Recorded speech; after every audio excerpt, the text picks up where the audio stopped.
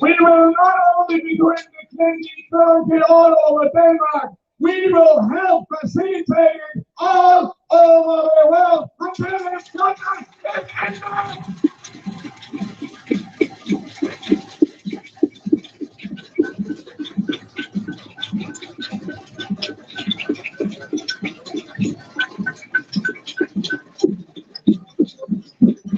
I want to thank all the speakers who have come here as well, and respect for them. I know they prepared speeches and also the musicians. We need to move on. We have a full program, and we're finishing off with marches, with torches. It is a fantastic day. And who cares about the rain? It's no rain. Is that all you got? Yeah.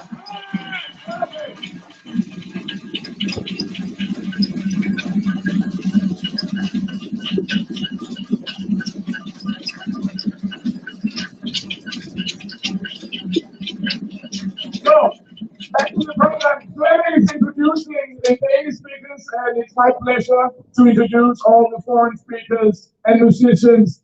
And remember, there is plenty of time to let the whole world hear you doing the clicky clacky.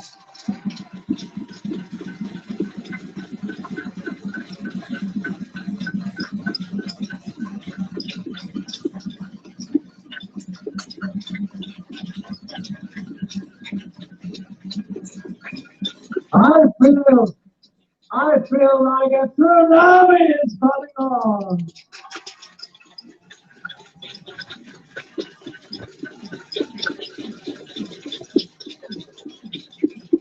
And indeed, she is.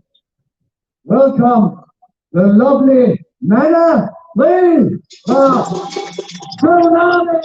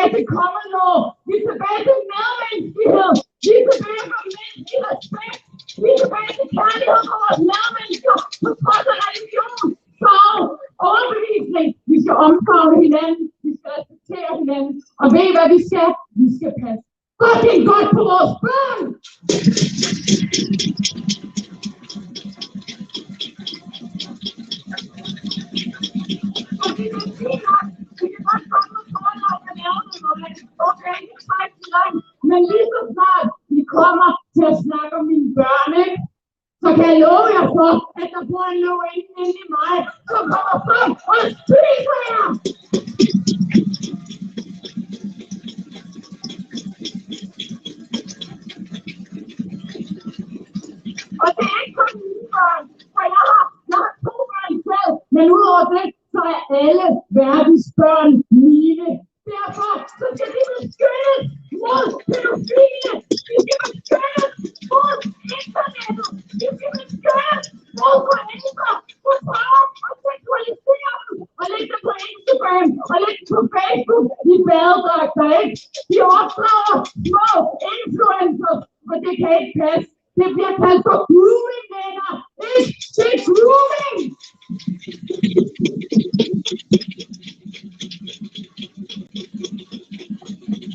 Og politikerne, de sejler rundt for dem. De kan ikke svare på noget, og jeg vil bare gerne vide, hvornår vi som folk har accepteret, at en folkevalgt politiker ikke svarer på et spørgsmål. Hvornår har jeg sidst hørt en politiker svare på et spørgsmål? Det tror jeg aldrig, jeg har. Hvorfor svarer I ikke på vores spørgsmål?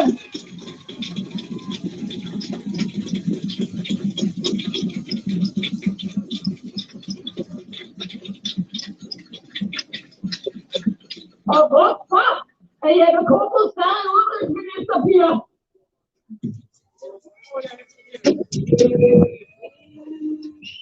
Men venner, det er sindssygt at se så mange mennesker. Det her, det stopper ikke.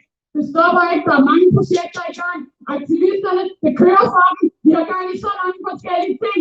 Hvis de vil være med, hvis de vil hjælpe, hvis de vil støtte, så kontakter I mig. Vi kontakter nogle af de andre, og så siger I, så er det nu, vi ruller. Ikke? Og så ruller I derudad, og så melder sig vi det her.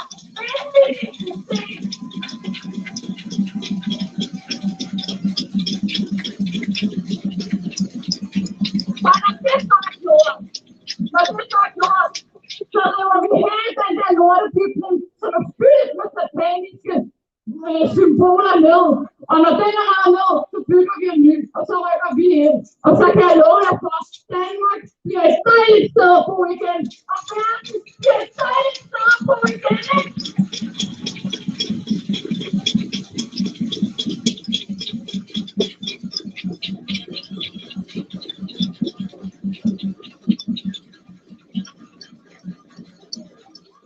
Uden med al den korruption, ind med kærlighed. Uden med politiet, ind med en anden ordensmagt, som ikke bryder loven. Ikke?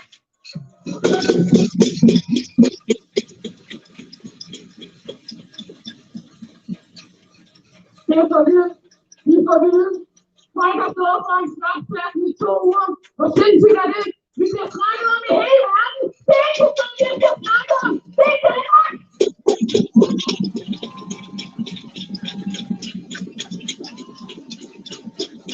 Jeg har ikke tid. Nej, jeg er for længe at snakke. Men jeg vil gå i land nu. Og så vil jeg bare sige, Holger Danske, han er vågnet. Han lægger sig aldrig til at sove igen. Fordi det lort, jeg gør igen, det skal smadres, venner. Ikke?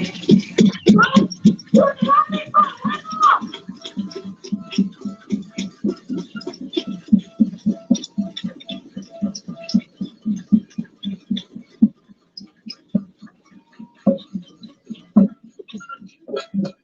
Kunstnere er også nogen, der er gode til at få andre op. Og andre til at lukke øjnene op for nogle sandheder. En sådan kunstner skal være besøg her nu. Kunstnere for fred. Pernille Gruppe.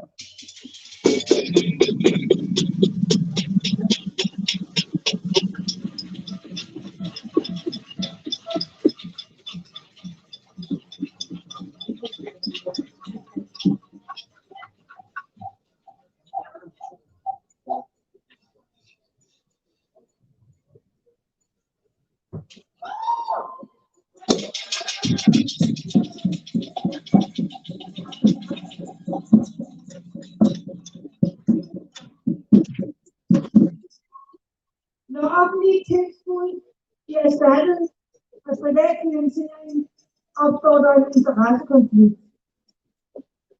De at sponsorere kunst, forskning, medier og institutioner får indflydelse på resultaterne.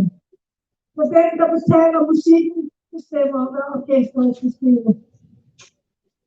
I den dødsens alvorlige kamp mellem løgn og sandhed kæmper vi, verdens folk, mod de milliardærer, der har magten. De kæmper bogstaveligt talt for livet mod løgnen.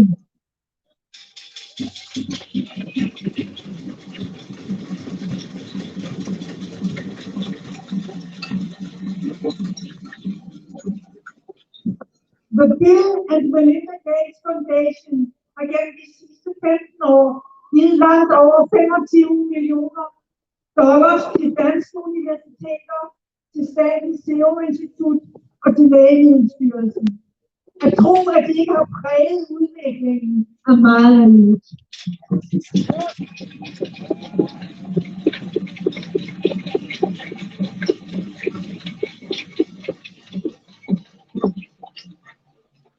The Bill and Melinda Gates Foundation støtter WHO med mange milliarder dollars, samt the Global Alliance for Vaccines, Center for Disease Control, the National Institute of Allergy and Infectious Diseases og Anthony Fauci og direktør. For nu at nævne nogle få.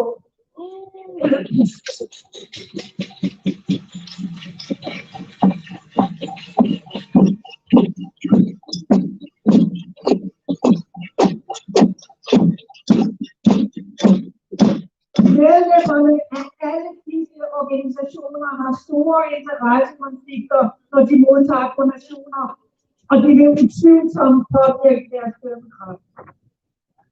The Bill and Melinda Gates Foundation er en del af the Bill Gates Enterprise, der i dag er verdens største producent af vacciner.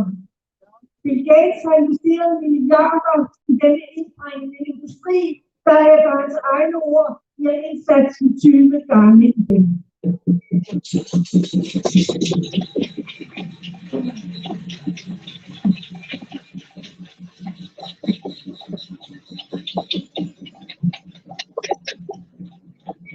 Bill Gates, der som bekendt er IT-programmør, har åbent erklæret, at målet er at vaccinere hele verdens befolkning.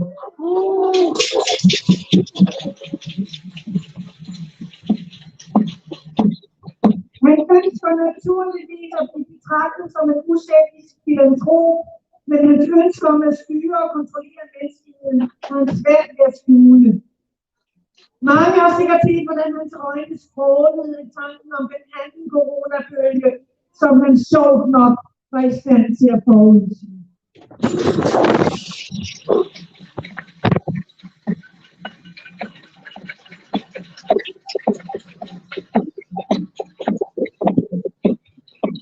Hans eksperimenter med vacciner i store dele af verden har medført sterilisering af kvinder, lammelser af børn og utallige dødsfald.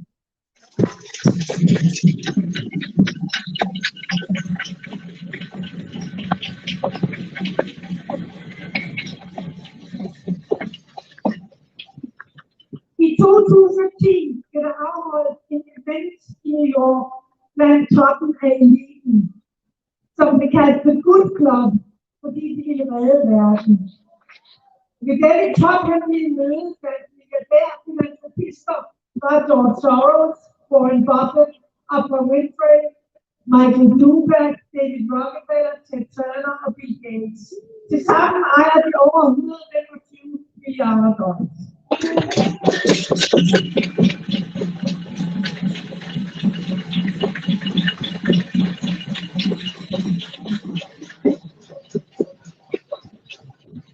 Mødet handlede om at sænke befolkningsvæksten, en smuk omskrivning af økonomi, også kaldet racehygiejne, eller som på godt dansk slæberret hedder folkemord.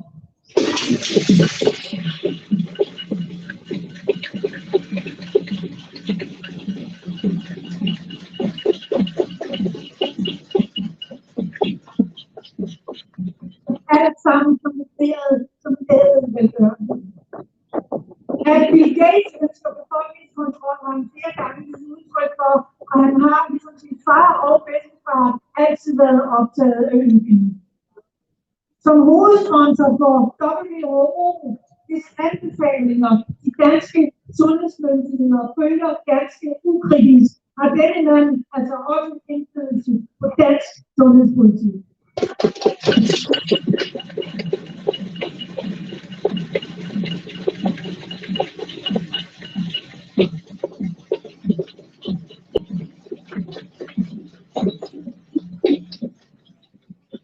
Det må være forståeligt for enhver, at sådanne kendsgerninger vækker dyb bekymring. Er det ikke efterhånden ret tydeligt, at der kører en underliggende plan om et topstyret overvågningssamfund, hvor man kun får lov til at eksistere, hvis man retter ind og makker ret og ikke stiller kritiske spørgsmål?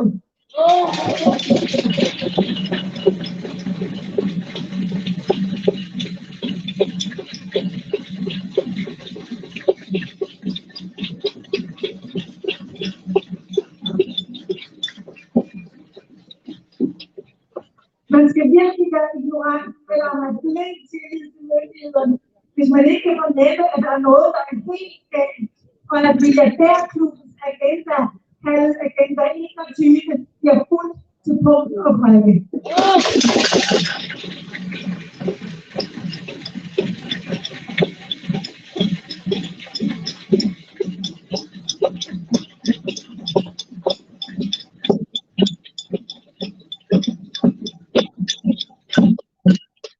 Vil I, vores folkevalgte politikere, bilde os ind af disse kendsgerninger, som enhver, der gider, kan finde på nettet, er ukendte for jer?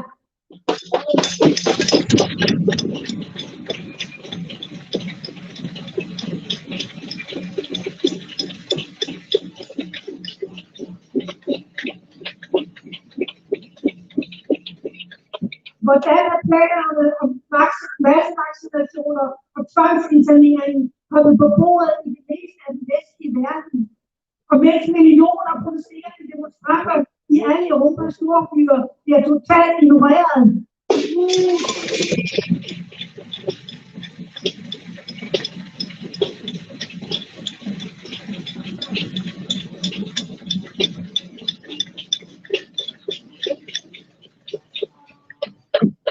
Bliver I truet på livet? Eller med, at det vil ske jeres børn noget forfærdeligt? Eller bliver I forfyldt med millioner af vaccinelobbyisterne?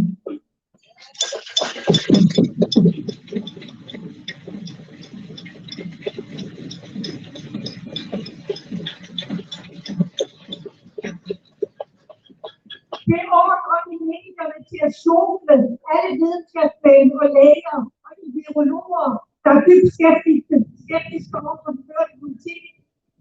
Hvorfor er det komplet umuligt at få et klart svar på, hvor mange der er døde alene af covid-19?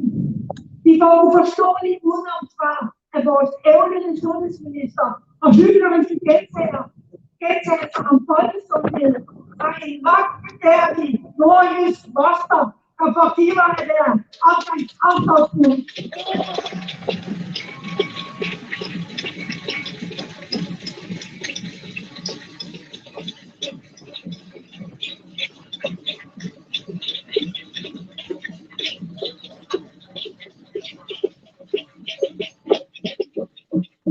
Hvis det virkelig handlede om omsorg for folkets sundhed, hvorfor tillader man så pesticider og sprøjtemidler i mad og drikkevand og forhindrer folk i at få frisk luft og sollys? Vi tror ikke på det!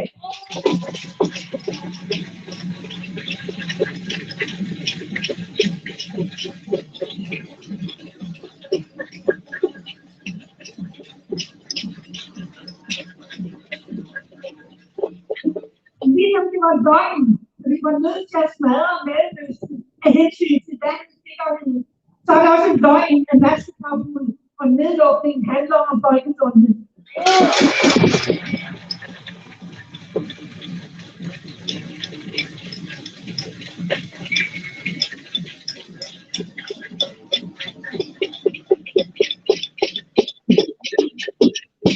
Alle afsløringer om den enormt kyniske medicinalindustrielle kompleks fjernes omgående fra de sociale medier.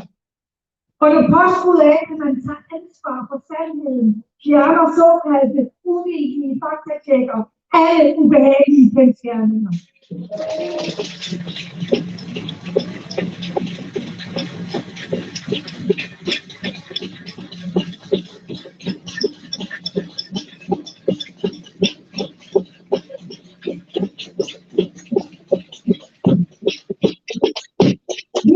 Hermed afslører man med alt fuldstændig tydelighed, at det er farlige sandheder, ellers vil de bare lade drømme passere.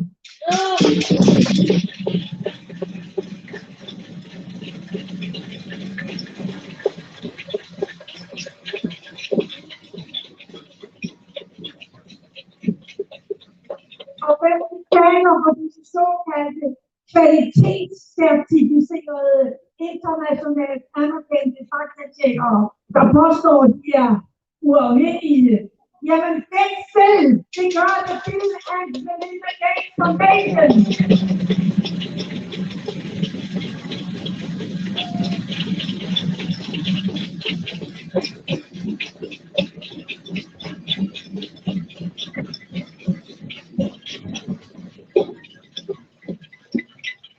Er det ikke mageløst? Dem, der bestemmer, betaler der orkestret til spil.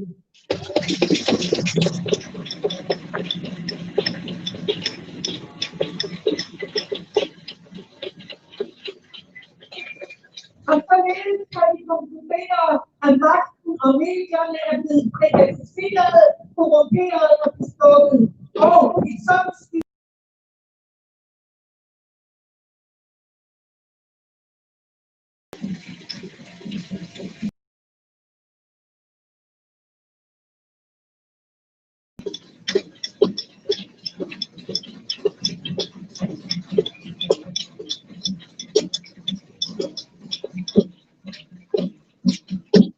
efterlignet har hærget Europa og ført til 2. verdenskrig. Det er stadig analyseret musik og bøger, hvor man undrer sig over, hvordan det kunne ske. Den fascisme, som vores forældre og bedsteforældre og oldeforældre bekæmpede, så vi kunne leve i fred og tryghed, tillader vores magthavere og medier kommer igen med galopperende fart og styrke.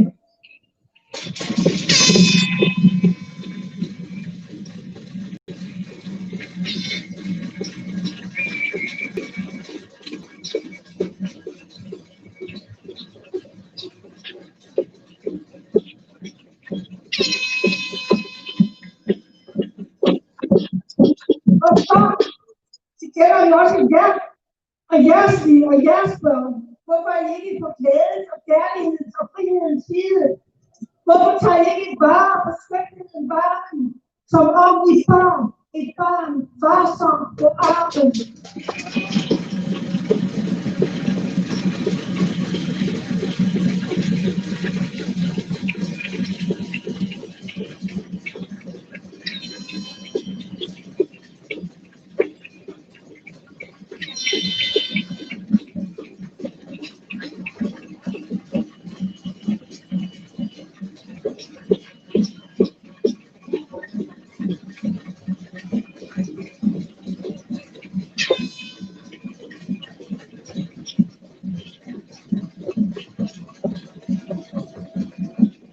Vayamos lo tengamos.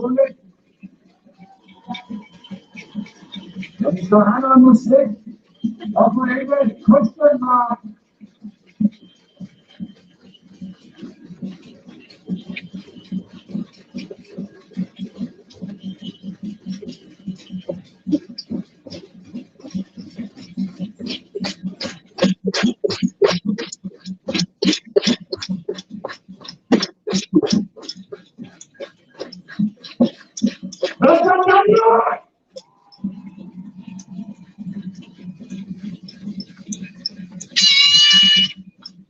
Så stop tusind til resten af året! Hey, come!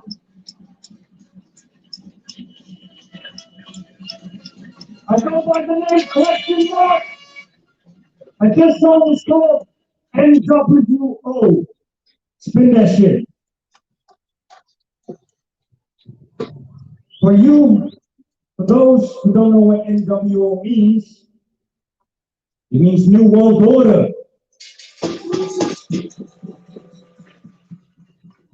What do you think of the New World Order?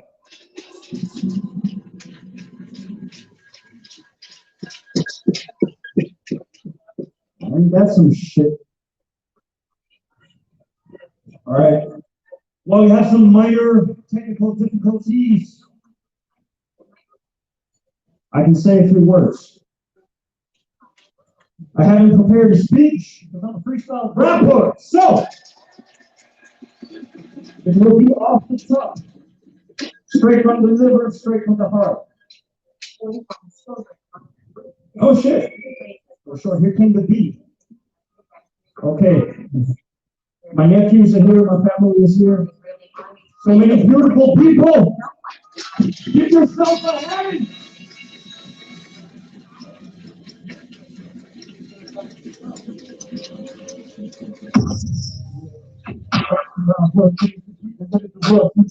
So many people on earth. Yeah, inside the minds of every innocent child going through tough times, man. This shit is running wild. What's your place down, burn from the big burns, all time big burns, the whole world turns, through the up the new world, all the turns.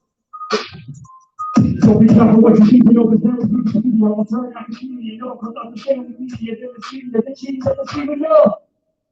So now that y'all here, y'all here, let me make it very clear, this world is controlled by evil, will people pressure me up, be a volunteer, to fight for shit. We the people here to freedom, make the fighting shit, disappear together. Special place in hell when you see fuck the skies, these politicians, it's a bitch up, but if you let it see, follow the God, and you get 10%, bitch, we in the 90s, playing to speak about that music thing. Don't stay touch the voice of one shit. Tell you what you need and tell you what you need to do. Every wicked word you think. Someone say take comes. We don't know that. If you concentrate on all hands, I'm telling you that it's not okay. You start this time and there, no coming back. By trying to pull the blood. I think that's 95% of water is irrigable. That the population is unemployed. The homes destroyed. The lands exploited. Half the kids express no will to live. And it's a knife. There's no way to forget. Too many people deny freedom of movement. This world needs more than improvement. This much we don't know this is classified. You invest, keep your hands tight, burn out, ride, the fall, ride, GMOs, pesticide, on the scale, that's motherfucking worldwide. But that's just don't catch you for the shit. Because now they're in the streets trying to make big money, quick, customers from side effects. You probably should have put these to the real death thought and sex. If you read the human eye, who's coming on fire, who made the hospital, who's on the much, 30 times, so many times. I did see the place out when the sun shines. Somebody please tell me why so many people have to die. When they go to sleep, I cry. Out in pain, the government's messing with the brain. It's insane. We need more blessings, more change. I find it strange. How can they go with the game? You know what I'm talking about? The politicians, they over and out, sold out. All I want is freedom for the whole crowd. But when I look into the skies, even the clouds are fake. The politicians are fake. The government is fake. And we the people got shit to make. This is the children's freedom at stake. Devil, ignorant master. Hey, factor. Ellison, legal, ignorant master. Hey, factor. Legal, ignorant master. Hey, factor. Yeah. You done with question mark? You go a little too, so everybody eat no more tonight.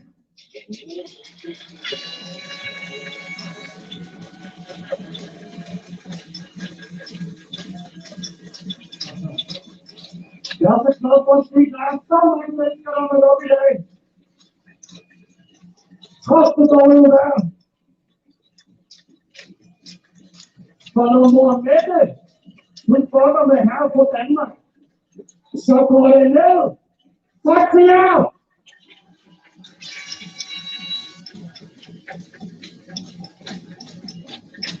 I ain't had a problem with your story of two more. So I can't see. Fuck no.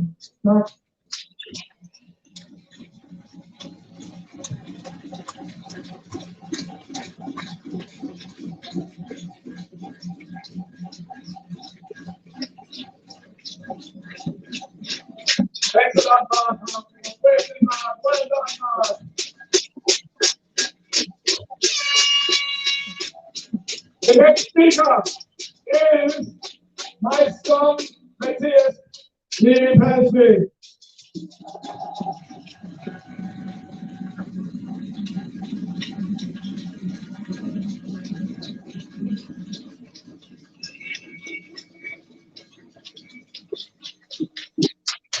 First of all, thank you all for being here. Give yourself a big round of applause, everybody. Thank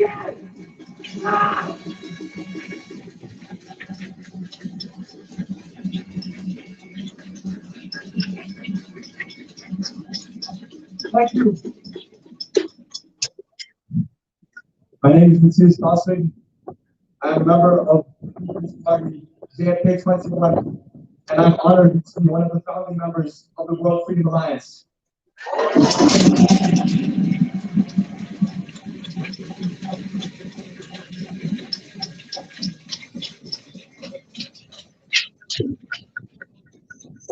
I'll be honest, I did not prepare a speech, and I'm just going to talk from the heart.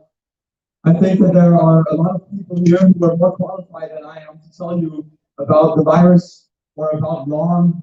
We have here world-famous immunologists, virologists, doctors, researchers, and for that reason, I would like to talk about something else.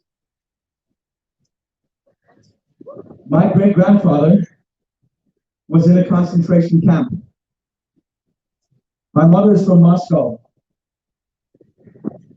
And in World War II, 30 million Russians died for our freedom. And that's only one country from one war.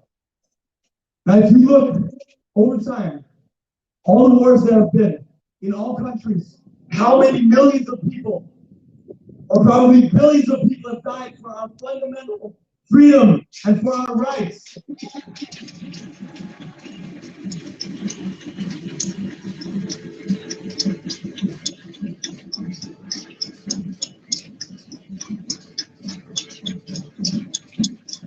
And I'll be honest,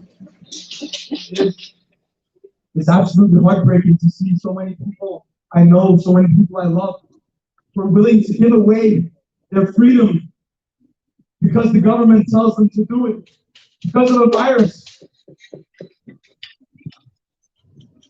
Well, I have one thing to say. If they want to take away my rights and my freedom, they can come and take it from me. Or I can't find it.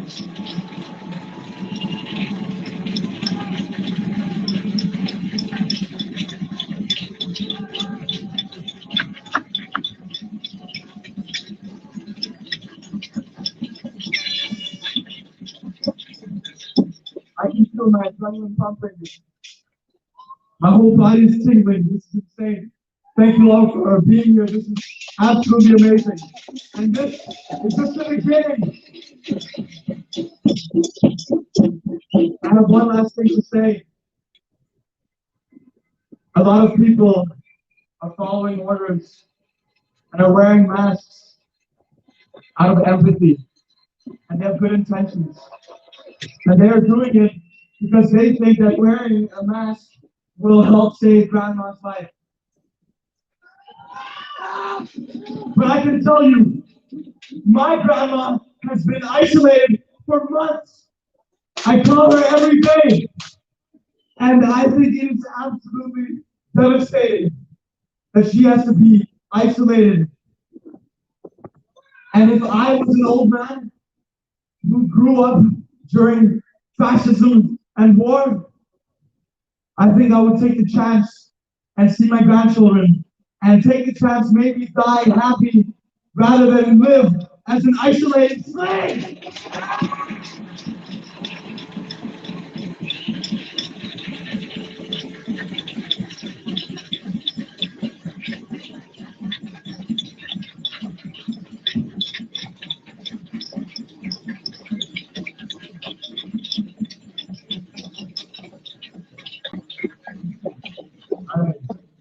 Last thing. Freedom!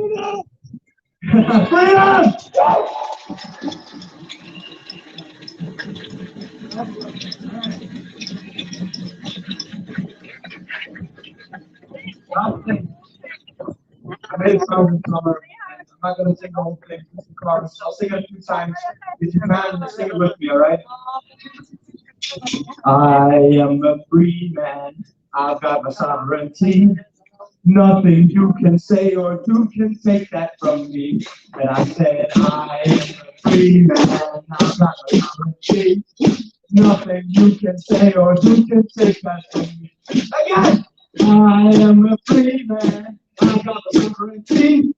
Nothing you can say or you can take that from me. I said I am a free man. I got the sovereignty. Nothing you can say or you can take that from me. Thank you very much.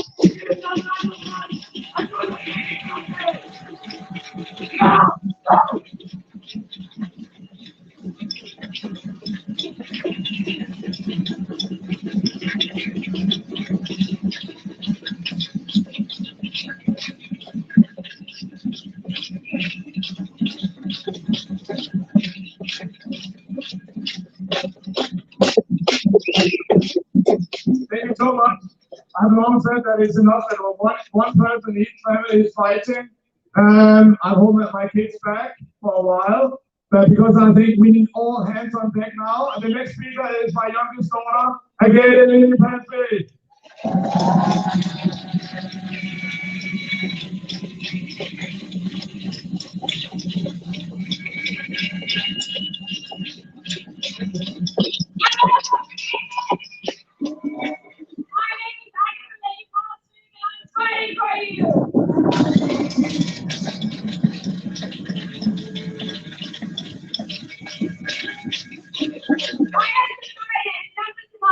And it's my duty to stand with the truth. I just want to say how proud I feel of my father, Max Alsich, for constantly fighting for freedom and for everything.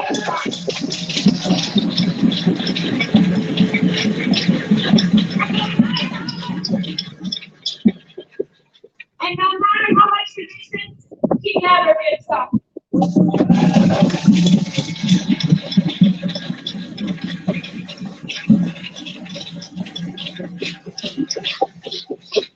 Today, we'll go down in history as one of the greatest demonstrations of freedom.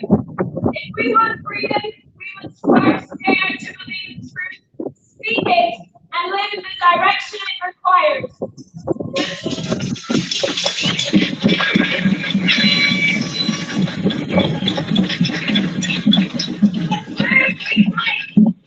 The truth ignites a fire in us, along with a desire to create a better world. But if we expect to reap the blessings of freedom, we must first undergo the loneliness, the fatigues, the trials, and tribulations of supporting it.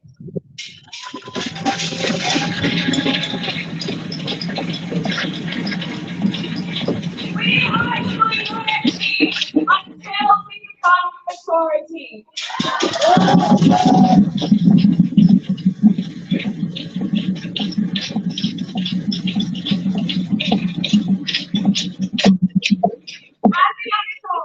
I'm very concerned for our future liberties. The world is moving now with a tortured tension from decade to decade towards catastrophe. As we stand here today, our fundamental freedoms are under attack. And day after day, as those attacks increase, becoming even more relentless and cunning, we should not be doubts what our freedoms are. Freedom of speech and our freedom of press, our freedom of religion and worship, our freedom of assembly and the right of petition. Under attack is the right of men to be secure in their homes and free from unreasonable search and seizure.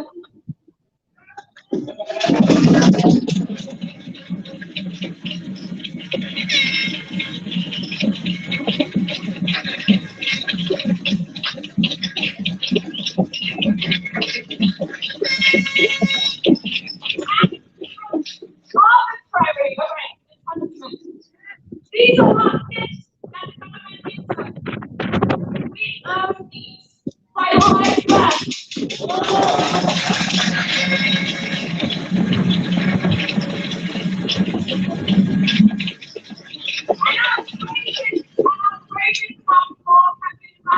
Secretly around the world, this is slowly taking freedoms away from us. We've seen this play out in history before, and we know where it ends. How much freedom are we going to give up before we wake up?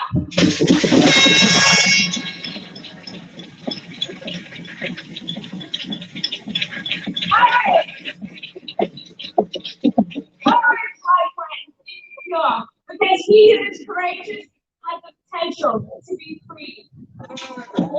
How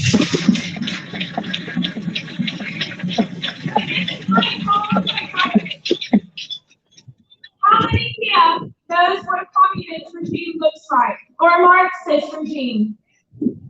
You should do, because you're in one right now.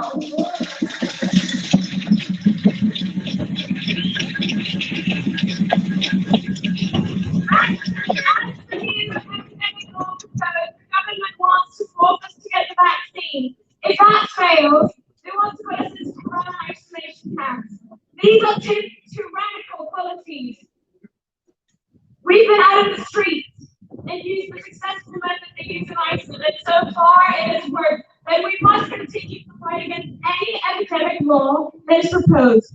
No government plan should impose its restraints against our will.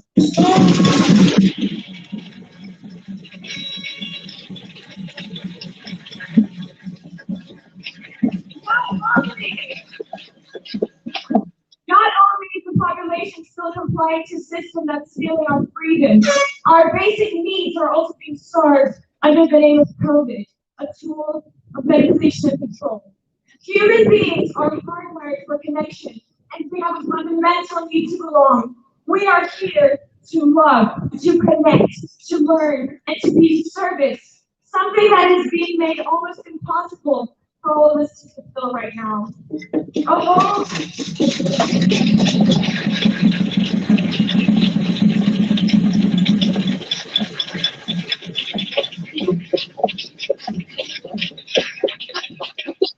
A whole generation is already lost.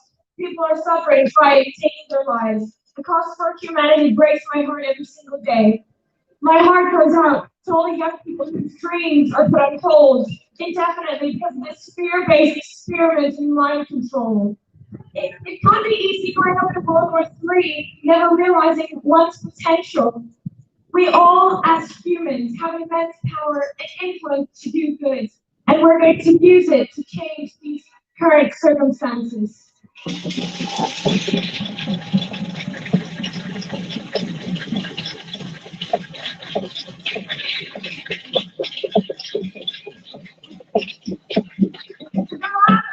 Working with children, I've seen them curious and wanting to connect with other people. And I've also seen children confused and sad when they can't. Can you imagine what it must be like to be a child today? Looking at faces that don't smile, not being able to see someone's face, watching mom and dad feel scared. How many children are currently being abused and experiencing more violence? Are you prepared to come up with this? Because we are!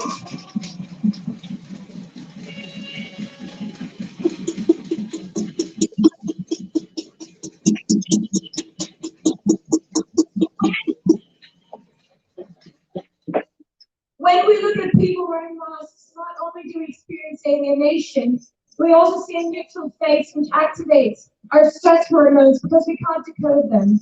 It generates anxiety for babies seeing a mother with a neutral face, and it impairs their growth in the mirror neurons, which are essential to form to be able to feel empathy.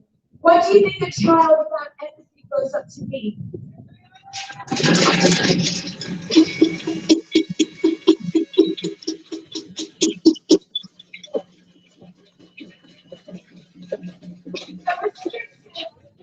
Are most concerning for our children because they, as the new generation, will learn that other people are a deadly hazard to our survival, and that they are a deadly hazard to their survival, which is very damaging untruth.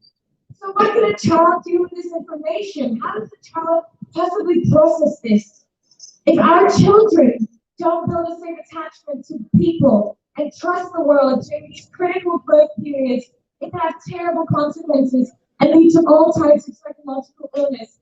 Because neurons that wire together fire together and keep on firing together. And the decisions they make now will, for better or ill, lead to the decisions they make later.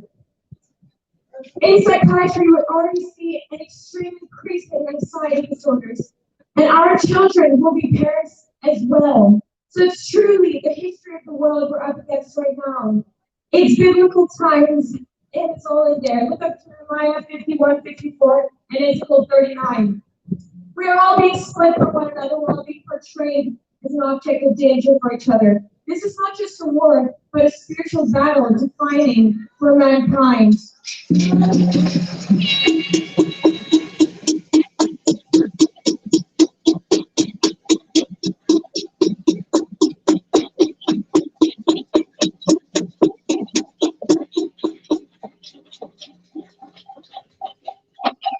Throughout my time studying psychology, I've learned that psychopaths have what it takes to rule because they're unencumbered by moral standards, empathy, and basic human decency. They're attracted to these high positions in commerce and government because they crave power and accountability. These positions afford them. These people can overrule other people that initially had good intentions, but when a dopamine-filled desire for power takes over, some can find themselves in part of things they never thought they would. And this is the humanity and the structures that we're up against right now.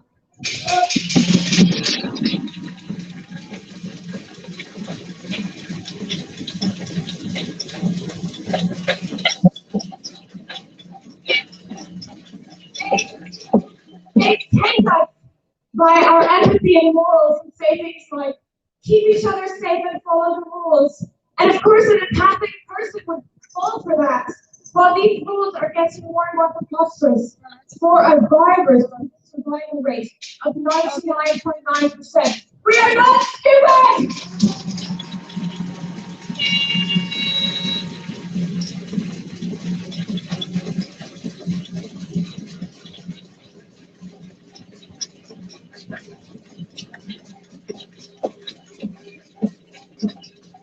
A recent study has predicted that the estimated life years due to lockdown are more than 10 times as deadly as the pandemic itself.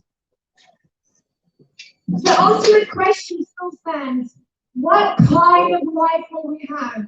Will we, as humans, as all humans, have a life that we truly deserve? A free life, a powerful life, a life full of mission and passion and purpose and love and connection.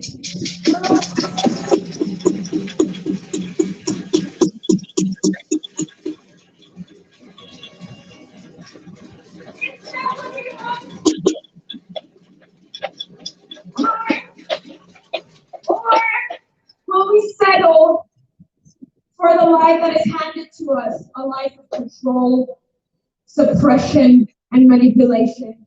What they call a new normal. We cannot play Russian roulette with our future.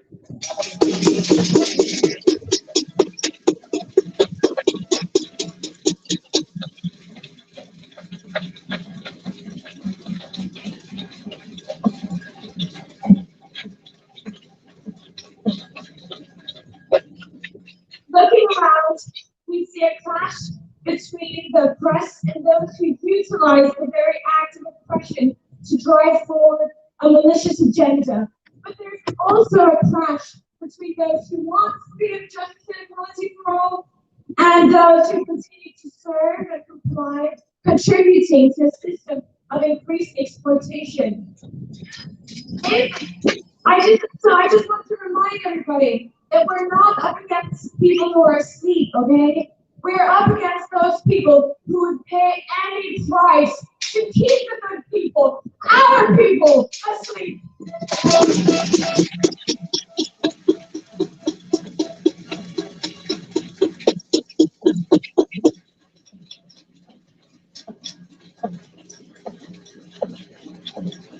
The world closes now again, just to give a faint glimmer of hope, but freedom's taken, then closes again, even more freedom's taken, and so it continues.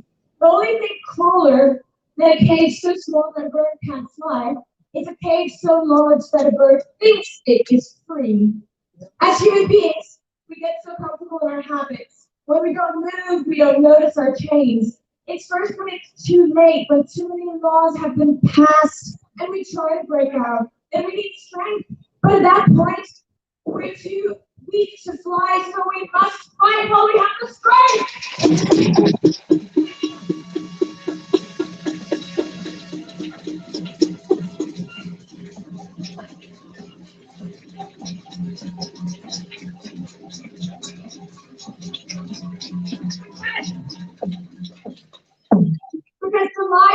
participate in today become the future we live in tomorrow. We might be a small nation, but we are a proud nation, motivated, educated, and we Danes are compassionate for our beautiful nation and for the world. We are going to be strong together and bring about the political reform necessary to combat these attacks on our civil liberties and freedoms. JFK 21 just had a great victory fighting the first inhumane epidemic law proposed on Denmark, and we will do it again.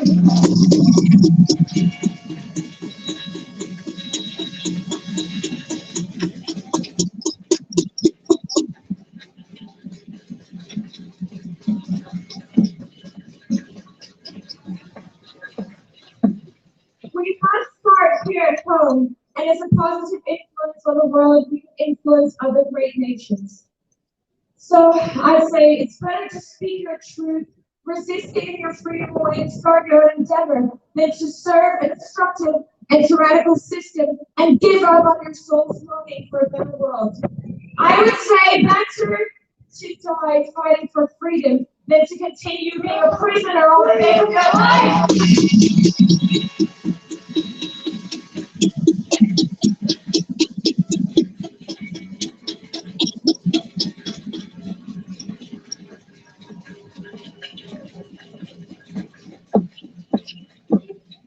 We simply cannot lose each other, for we are human and we crave humanity. We cannot allow ourselves to be separated in this inhumane way, for happiness is only real when it is shared.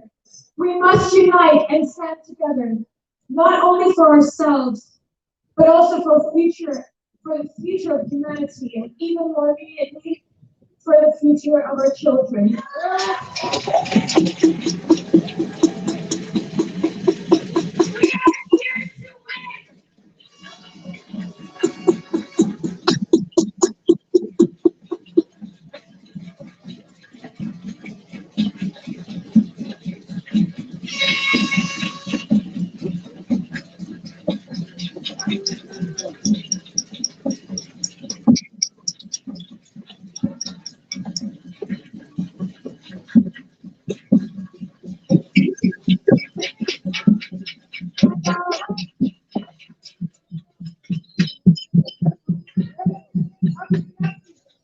Ja, vi skal kramme hinanden, selvfølgelig skal vi det.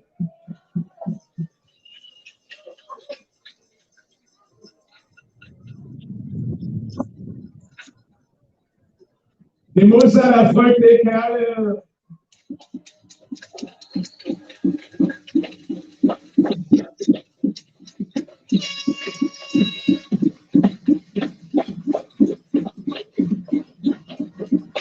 For 4 år siden lavede jeg en video lige her foran Christiansborg Slotsplads, hvor jeg kaldte de 179 der sidder derinde lidt endnu for landsforrædere.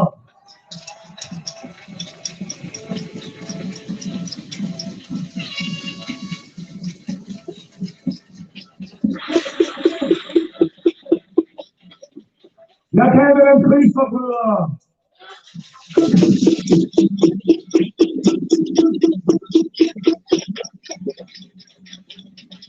Og den slags bemærkninger var de jo taget.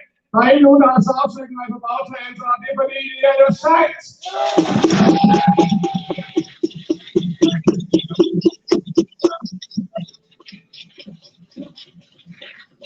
Jeg sagde for 4 år siden, at vi fjerner dem, og det gør vi!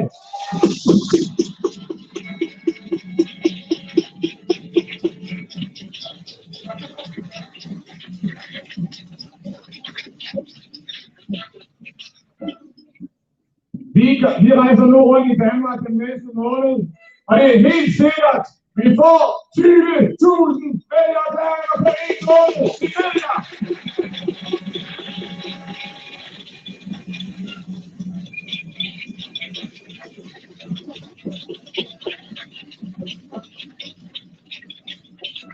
Vi er et ægte folkeparti.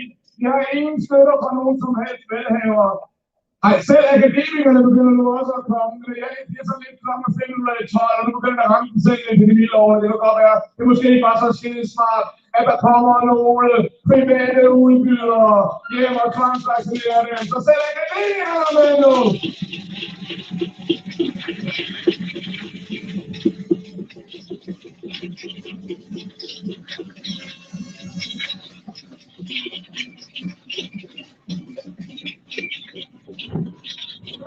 Den politiserer her, det er en manifestation, ikke af penge, men af kærlighed og sponsorgave fra almindelige mennesker.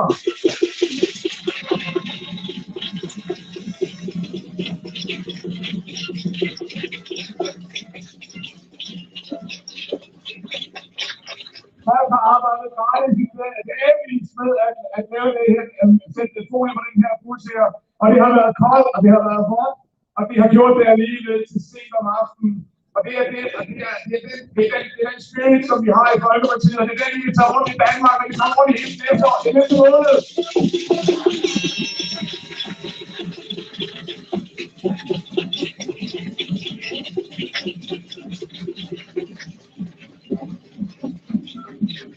Vi forbyder os at trække, når vi krammer. Vi forbyder os at feste, når vi laver fest. Her! Hey!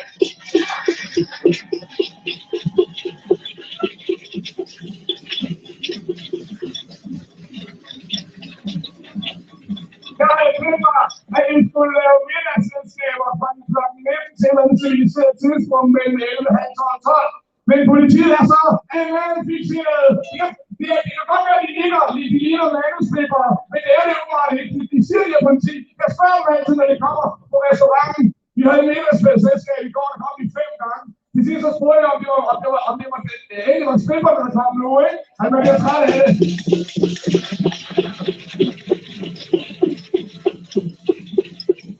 Så det vi gør, det er, at i stedet for at lave de middagsselskaber, så laver vi det til en sen julefrokost. Fordi vi forbyder jo også julefrokost, ikke også?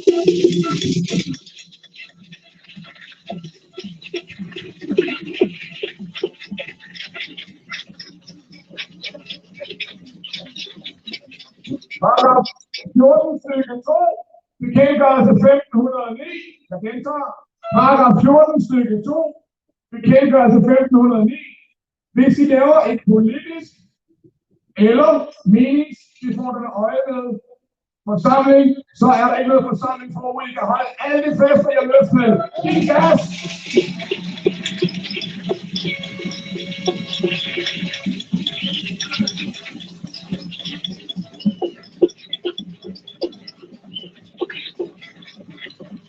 Jeg er her i Danmark for party-svære!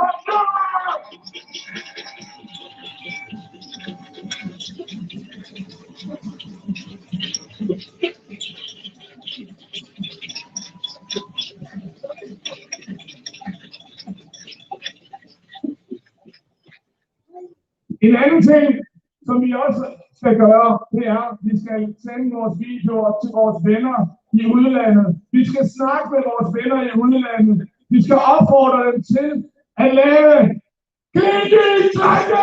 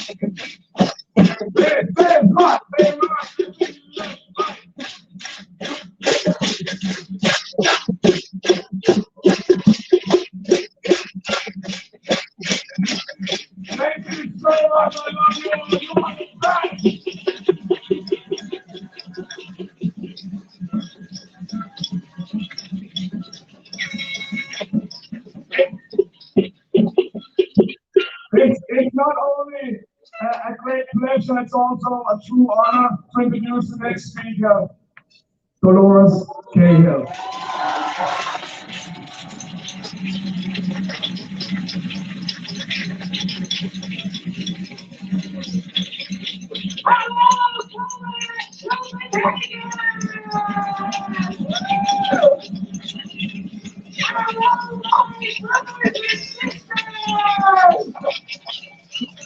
Can we sing that song one more time? Can we sing at the beginning?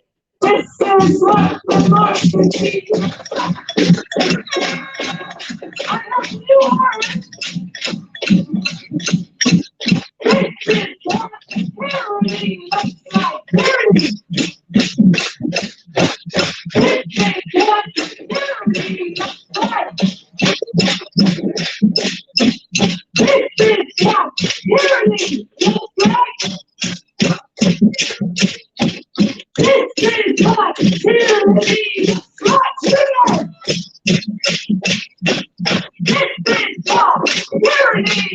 like. This is what tyranny looks like. This is what tyranny looks like. This is what tyranny looks like.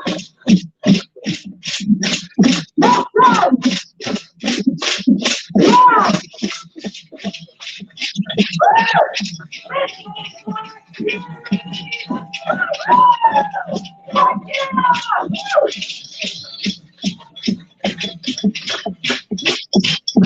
Yeah. Thank you, my brothers and sisters. And I just want to say I have met more police in the last 6 months than I ever met in my entire life. So.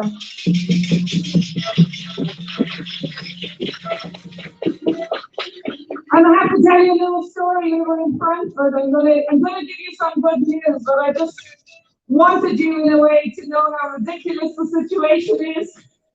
Everywhere I go in Trafalgar Square, they passed a law the day before to say that you were going to have 6 months in prison, in detention without even being arrested, or 10 months in prison for organizing a meeting of more than 6 people. This is what tyranny looks like. Then we held, that was the first rally in Trafalgar Square. The second rally, they brought in another law and said you get 6 months in prison for, and also potentially 10 years in prison for some conspiracy to endanger the police. And I just thought it would be very funny if I was in prison and they said, how long did you get?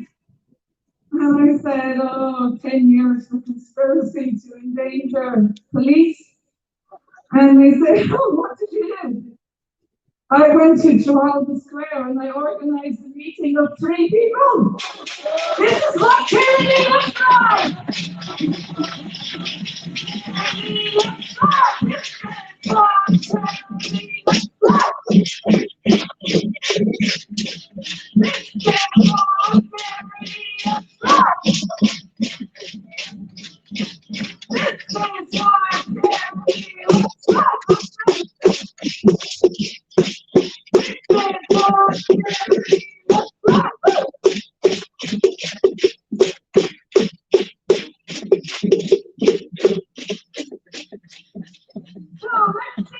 what tyranny looks like if you were going to have a Christmas dinner and you had lovely grandparents that you cherished.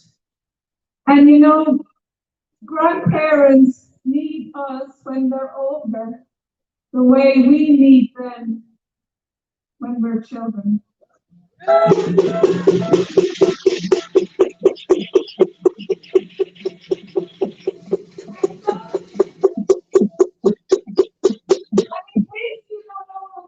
The word is tyranny, right? Tyranny, Tyrani. And I think I'm going to just very briefly, I'll move on to some good news that we have. But for people wearing the masks, or people, anyone who will listen to this video from Copenhagen, It has never been easier to be in the resistance. It has never been easier to be in the resistance. I'll tell you why. Because it's my privilege to have been organizing, as you know, 12 countries, and then I joined up with Tesha in Sofia, and about 2 months ago now, with Heiko Schöning and Monica Hellerbrunn and everyone, we have the World Freedom Alliance. But this is what tyranny looks like, okay? But if you want to be in the resistance, it's never been easier. All you have to do is make dinner, like Christmas dinner. And on Christmas Eve, you have to put presents around. And to be in the resistance, you have to invite all of your family and friends and neighbors.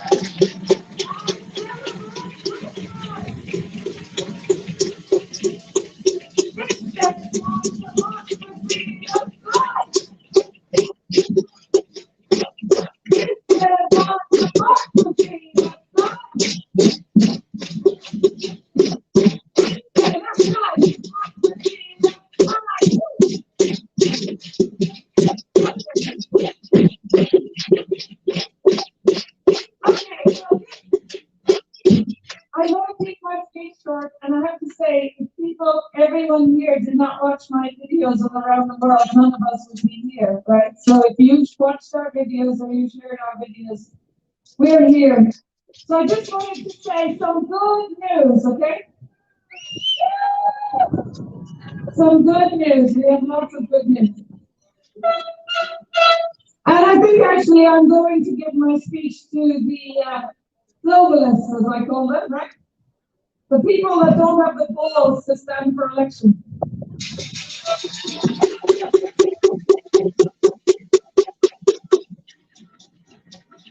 And we can hold them. So how do you know you don't have the balls to stand for election? You just have an acronym. You work for an acronym like EU, United Nations, WHO, EU, UN, WHO, whatever, to make some words out of it. Okay?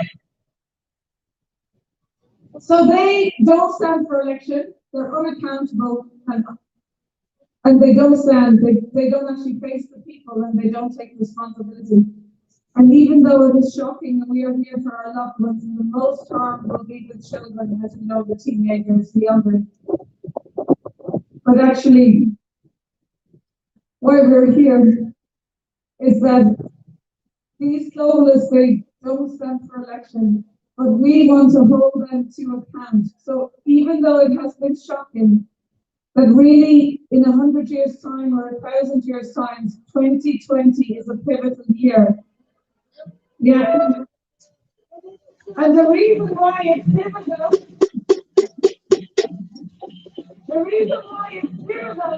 is that we will fight COVID-19. Because I have been awake since 1999. And what we see now in 2020, as we all know, when you join the World Economic Forum or the United Nations, has really been planned back since there were pivotal years 1666, 1766, 1880. But some of the most pivotal years have been in 1913. That is the year that they set up this Federal Reserve, and the Rockefeller Foundation decided to license doctors and to decide who would be a doctor. So, so I just want to say that we should thank COVID-19. That's important in a way, because we have won already, because you guys are here, and we can tell you what's going on.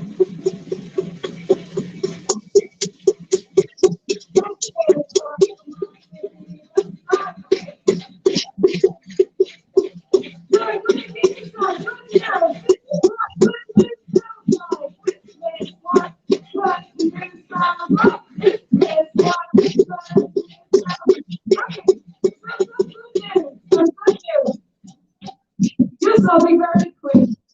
In Madrid, there was a court case about 2 weeks ago, and the partial lockdown that was imposed in Madrid was completely turned down for a breach of our fundamental rights.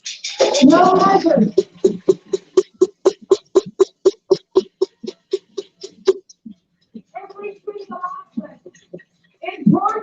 a few days ago, the entire lockdown, and I think it's the same in Germany, because the title of all the health and safety laws are all based on things called public health emergencies. But if you look at health and safety, the definition is the word infectious, but we all know that the testing can't determine if something is infectious. So in Portugal, the entire legislation for lockdown has been struck down, and probably it will be the same in Germany. So this is what good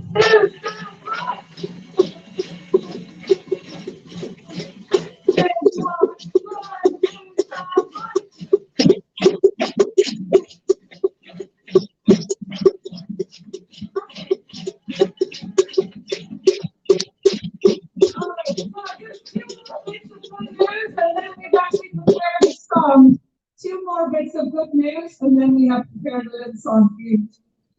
So one more bit of good news is that I was involved in taking a case in Germany. All the work was done by the German lawyers. And they actually looked at the health and safety legislation, and it's very detailed for masks. So when Germany was proposing requirements, and this was done in Düsseldorf, to wear a mask, if you work in the biosafety lab like I did, or in a uranium facility, after 2 hours of wearing a mask, you have to take a half-an-hour break. And if you wore a mask for your work, after 3 days, you have to have a break of 4 days. So under health and safety legislation in Düsseldorf, they said the governments in Germany and in Düsseldorf, they can't just say you have to wear masks, they have to specify how many hours. And the reason is that after 2 hours, everybody suffers permanent, irreversible brain damage.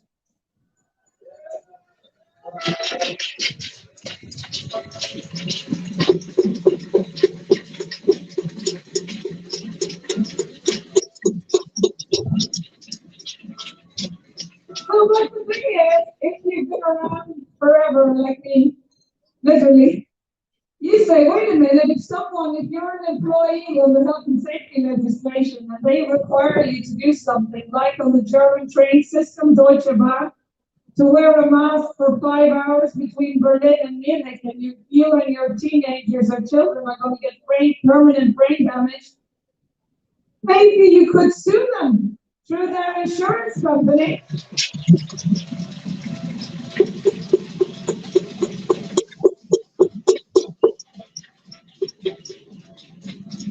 So basically, we said, okay, people bought shares in Deutsche Bank, because if you're a shareholder, right, if you're an employee of a bank or an airline or a train company or a civil servant, and your employer is causing you permanent brain damage, and it's already assessed by health and safety experts across the world, maybe for every person who travels on a train, they might get, $250,000 each. But all you have to do is say, how many people did Deutsche Bahn insist to wear a face mask that traveled every journey in Germany? Multiply that by over 250,000, which is an underestimate for permanent brain damage. And then look at their insurance contract and see how much does the insurance company have on its bank account. And if the number the insurance company is indemnified is 1,000 or 100 or less than the number of liabilities that either the board and the CEO of Deutsche Bank or the people who run Deutsche Bahn, they are trading fraudulently. And if you are a shareholder, which we did, you can go to the board and inform them that the company and the bank is now bankrupt.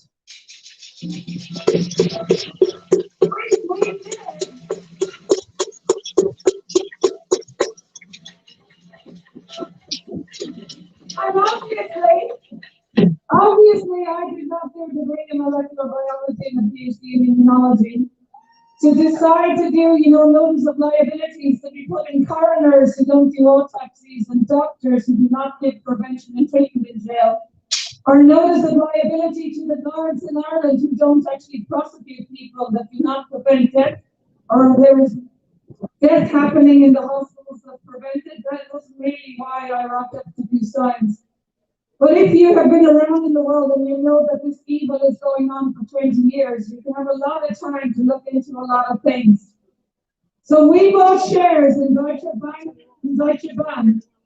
and we did a press conference when we won the case and said that basically any banker, any employer, or any principal that forces children or anyone to wear masks, they can be sued personally, not to sue them personally, but to make them change their behavior, because everyone's going around police and everybody forcing you to wear masks because they think the government will protect them. But if you can turn the camera back on the principal or the doctor and teacher and say, what you are forcing me to do is causing brain damage to my grandparent or my child, and they personally have to be held to account, because if you do something criminal or you don't abide by health and safety laws, they will personally be held to account.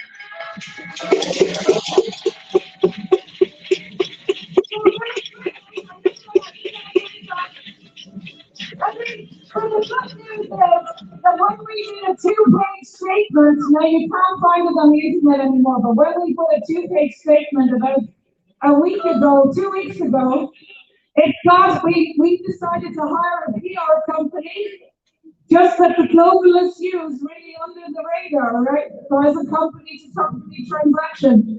And it got 13 million views in 6 hours.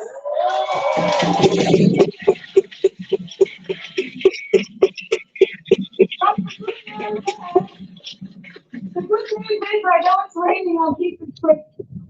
In 5 days, it got 1,100 million views.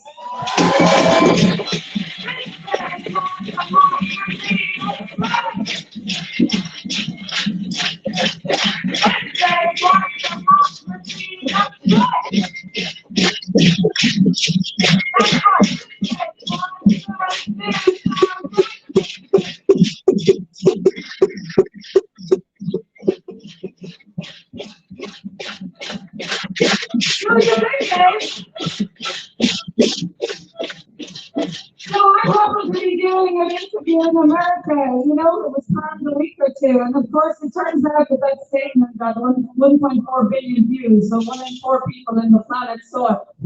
And of course that was the plan.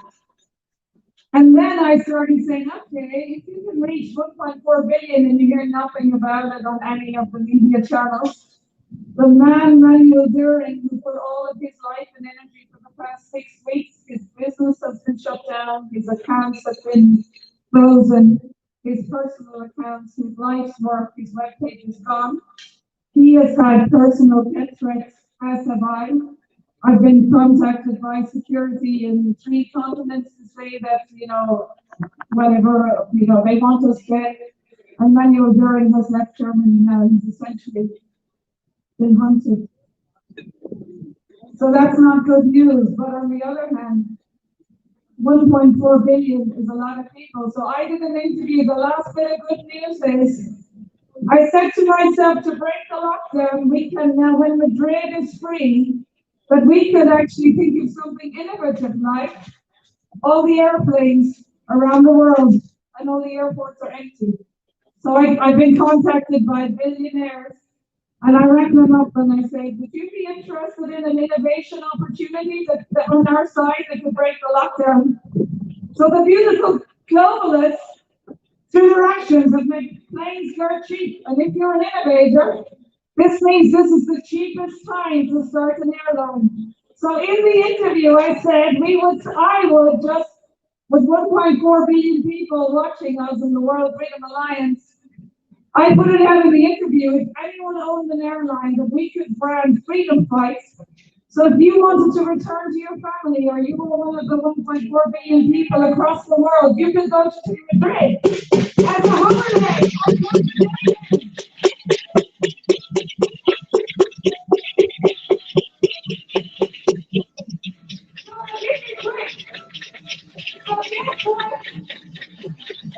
So guess what the good news is, I have been contacted by 2 airline owners who want to start Freedom Airlines.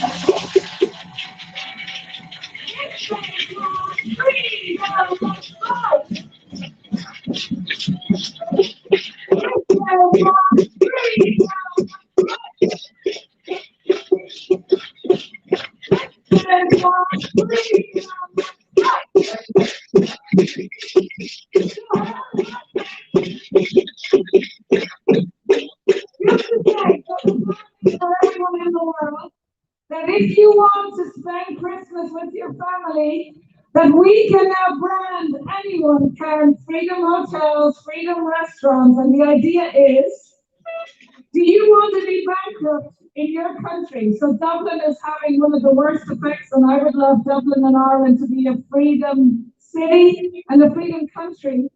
So if our airline would fly to Dublin, I could say we would fill all of the hotels in Dublin and across Ireland. The world can come to Ireland. So we, the business owners in Ireland, can put pressure on the politicians. They have 2 choices. Do you want to be sitting on Christmas Day without your grandparents and your children unemployed and bankrupt?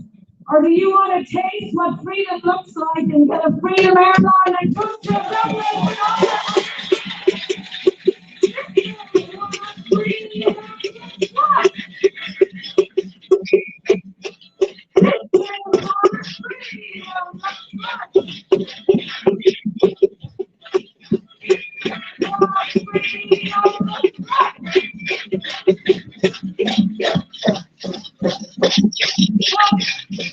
I would just like to say, last thing, instead of you think, oh, you didn't do anything, and oh my God, it's too difficult to take it on. What I'm saying, the insurance and notice of liability and airlines is just a thought experiment, right? I don't need to actually set up an airline. I just need to say, okay, there's an opportunity. And just my last message to like lovely airlines of the world like SAS and KLM and Lufthansa. That 1.4 billion people who are not happy with you invading your right to privacy by PCR testing, ruining our bodily integrity by forcing children and everyone to wear masks that cause permanent brain damage, that we are not having it, and we'll have a good hard look at all of the liabilities that all of the airlines in the world have if they are trading without insurance to cover liability. All the globalist airlines, track and tracing and PCR testing are bankrupt, and each one of you can sue them. The whole world are bankrupt. The lockdown only works.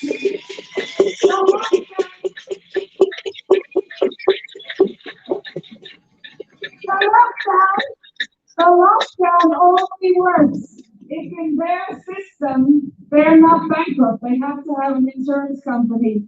We can turn our attention on the banks, the globalist banks, the globalist pension funds, the globalist airlines. They thought they had it all worked out. The lockdown only works if they don't give you cash, if they can track and trace you, if the airlines and the airports bring along. But if they're all bankrupt, it may be we have a hard few months ahead, but then there's a huge opportunity of healthy food, be healthy, innovation, and we will win. Thank you.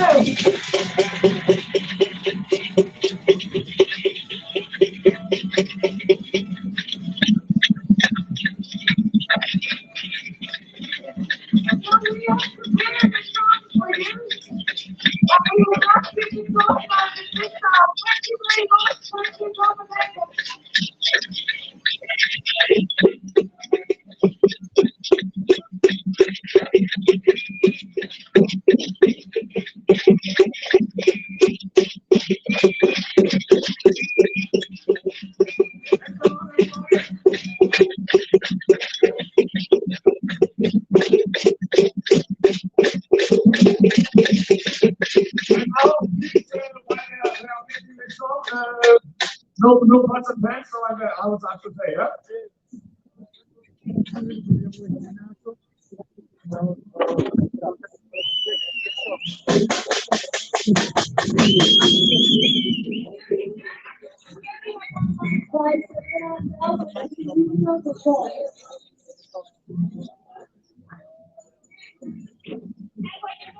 you can join me. It's something inside so strong. Please sing with us. Please sing with us. Please. So you're gonna have to join this one because everybody else is doing, yeah? Are you ready? Yeah!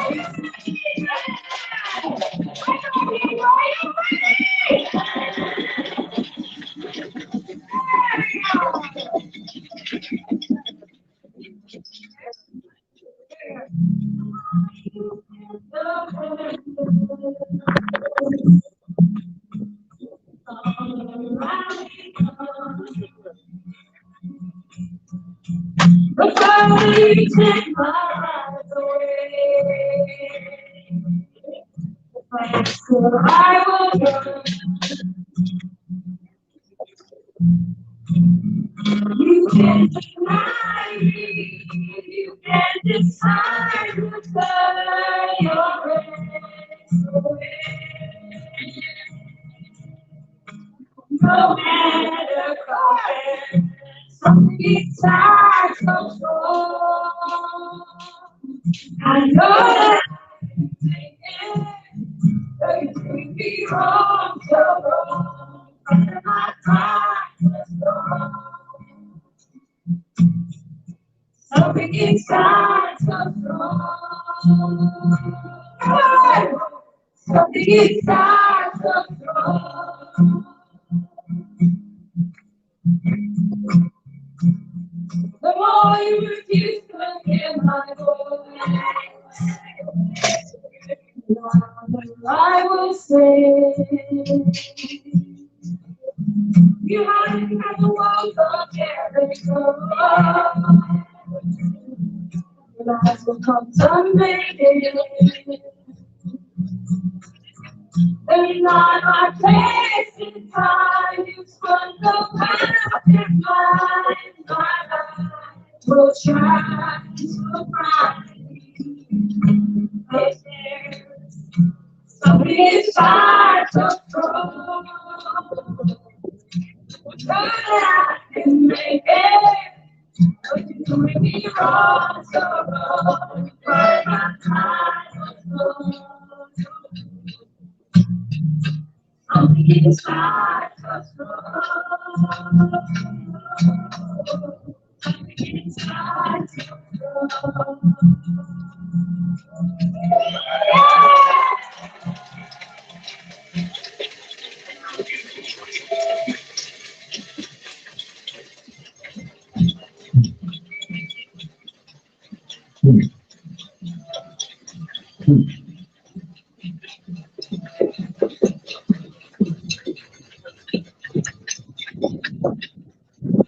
I can't sing.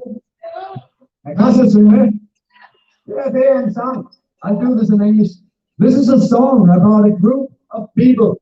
It's quite a large group of people, but not all of them are aware of how many they are and how powerful they are.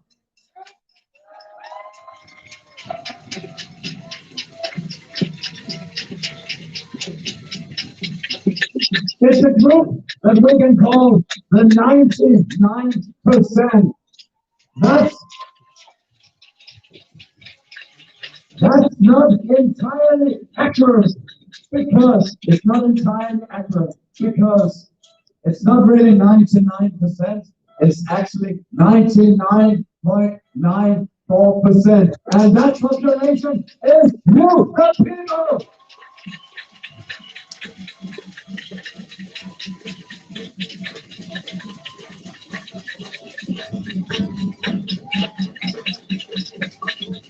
Singing, we are the 99%.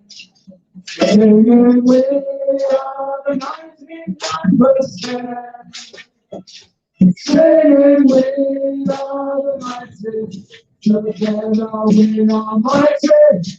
We are the 99%. You can shake your coronavirus off your arm. You can stick your coronavirus up your lungs. You can stick your coronavirus. Stick your coronavirus. Stick your coronavirus up your lungs. Singing the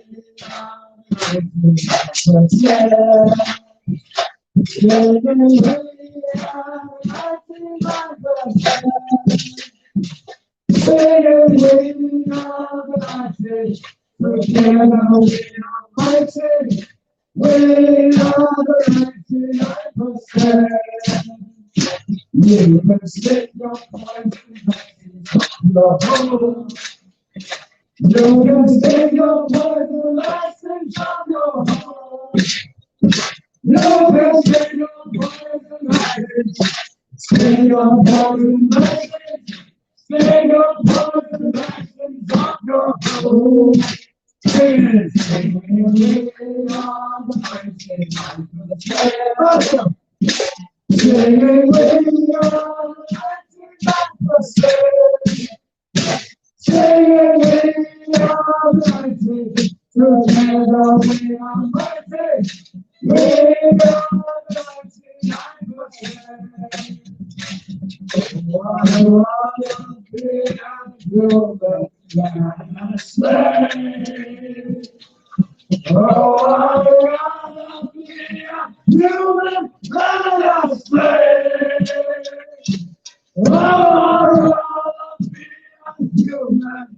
I don't you know that you can run in the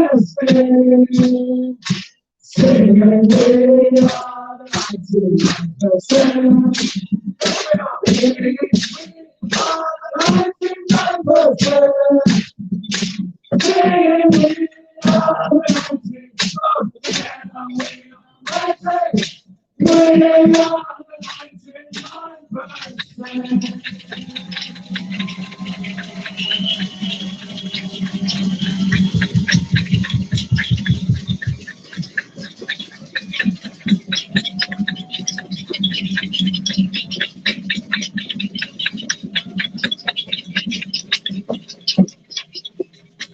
And now we're going to have our first international speaker on the big screen. And it's thanks to Fiona Hyde, who's been responsible for all the demonstrations on North Road on Trafalgar Square. And she has put she's right here, there she is, yeah, waving at us. And she's the event manager to explain all this happen. And Dr. Andrew Kaufman should be ready, coming up here. Any moment, Dr. Andrew Kaufman, a true speaker.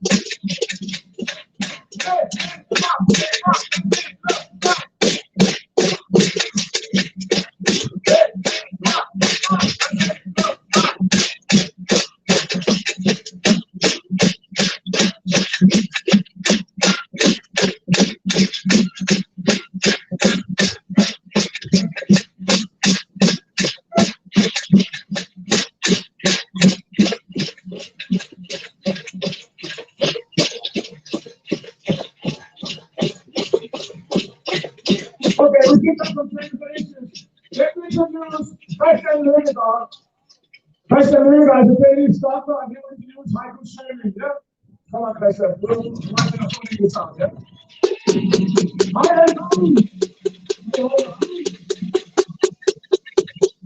det var vigtigt, at jeg skulle sige noget ganske kort om hypothermia, som vi alle sammen er kommet fra Mødefødte Minds. Heiko vil gerne have, at vi ser, at du kan sige noget på skærmen, så jeg skal lige høre, Mads, at du kan på skærmen, eller hvem vil det, eller hvad?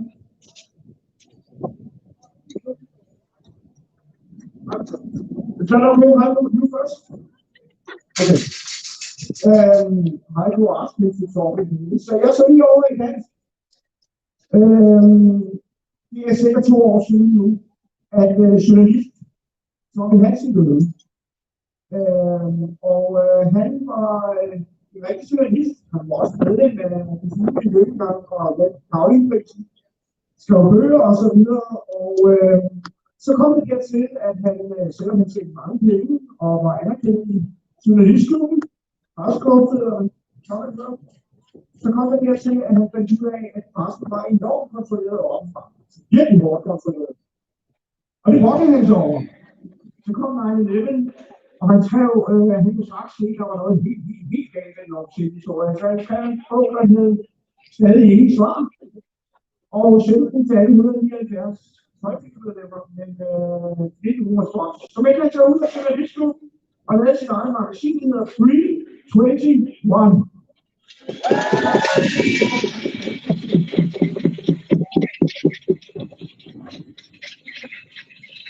For 2 år siden var vi i cirka 200 aviser, der tog til Aarhus for at holde en midtervægtshyldhed for Tommy Hansen, og der mødte Heiko. Og Heiko holdt en fantastisk tale til Tommy Hansen. Han kunne nå ud til alle, der er en voksen pensionister, alle. Og jeg talte snart med ham, fordi de begge to er læger, og er enige om alt, tror jeg. Og jeg kunne se, hvordan Heiko blandt andet kunne nå ud til de 2 voksne børn, Mikkel og Alexander, og de var dybt fascinerede af ham, og det kan jeg godt forstå. Om lidt så overlader jeg mikrofonen til Mads igen, som så vil sige lidt, før Heiko taler, der også kommer Copenhagen ind med blandt til. Men i hvert fald, så husk Tommy Hansen til hans videoer på sporet af dine fans. De ligger på YouTube.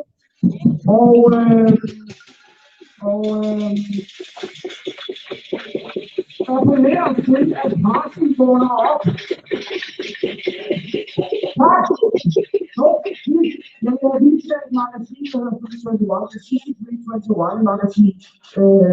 Men det kan desværre ikke, fordi jeg er hjemme i lejligheden. Men så vil jeg altså ikke en toller af en sød gammel pensionist, hvor der står, protesten er ikke slut, er I enige?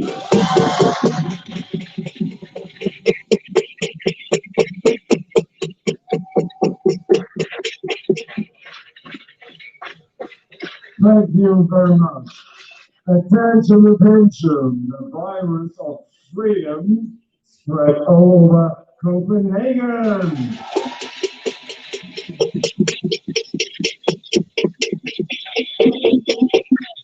My name is Heiko Schöning. I'm a medical doctor from Hamburg, Germany. I'm the founder of the COVID-19 Extra Parliamentary Inquiry Committee. Yes. We the citizens have got the power. Plus, I'm the vice president of the World Freedom Alliance.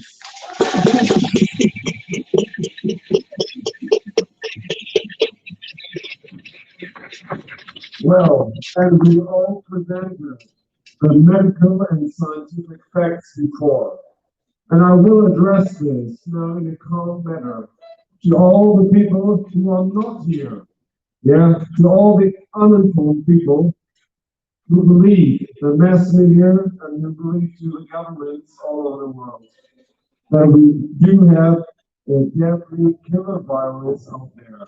And this is just not true. We presented all the scientific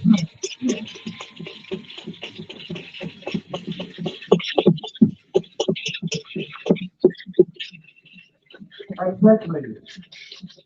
Well, And even my colleagues and we, there, we presented all the facts in hearings. You can see this up in acu2020.org with more than 20 hearings with experts in immunology and microbiology and so on.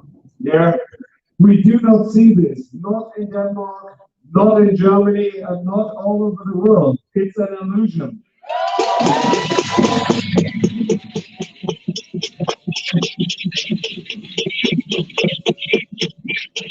Yes, and we do have the choice now because, well, the risks are getting higher and higher because the legislations here in Denmark, plus all over the world, even in Germany, of the 18th of November 2020.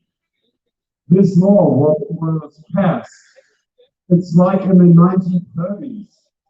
And I kid you not, it's very serious. And it's so good that you're here to stand up. And I hope there will be more. Thank you very much.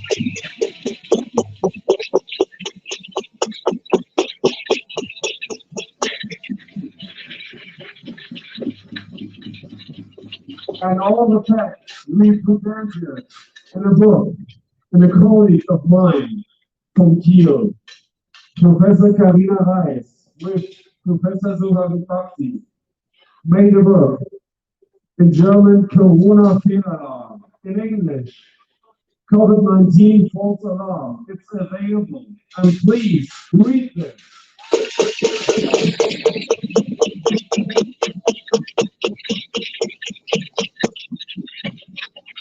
And we do have the choice.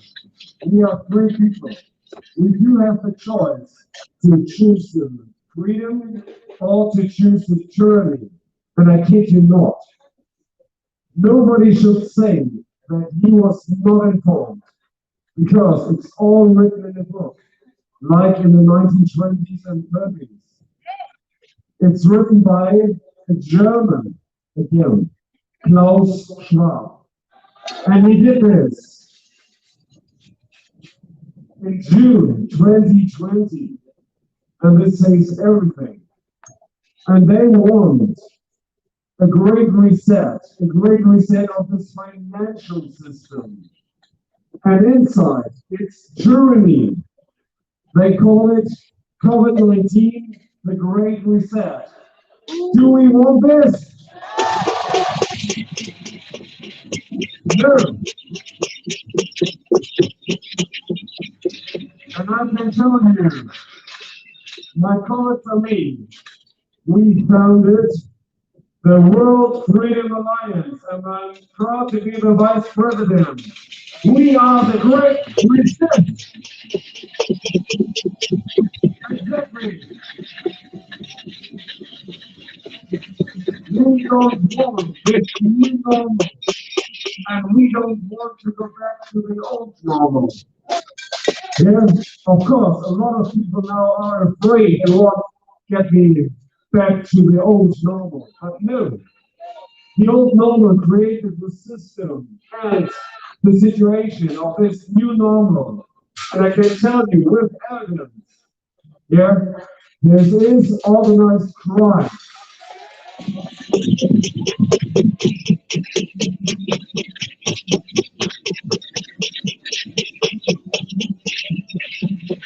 Well, and this is just evidence.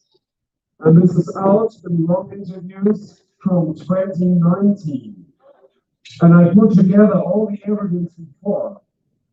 And it's for me, it's really a great pleasure. And it's really, I'm proud to be here in Denmark. Why? Because when I gathered all this evidence, I was looking for partners, how to broadcast this, how to put this into the media. Yeah?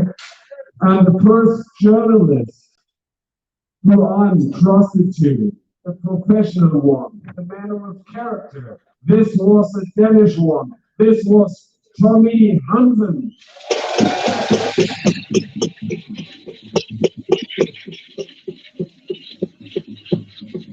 And please, give now a great tribute to Tony Anderson because he died. He died out of cancer, and this was really a bad thing. I was here for a ceremony at his funeral, and I can tell you, this man was good, and he had a great project. He made a magazine, and it's called not JFK 21, it's called Free 21. Free21.com. You can see this magazine of Tony Anderson, the best Jewish journalist.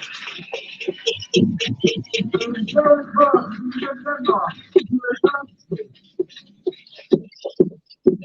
Because Tony Anderson did this not only for him, he did this for all of us. And this spirit, we will take this spirit and the World Trigger Alliance too, with you together. Okay.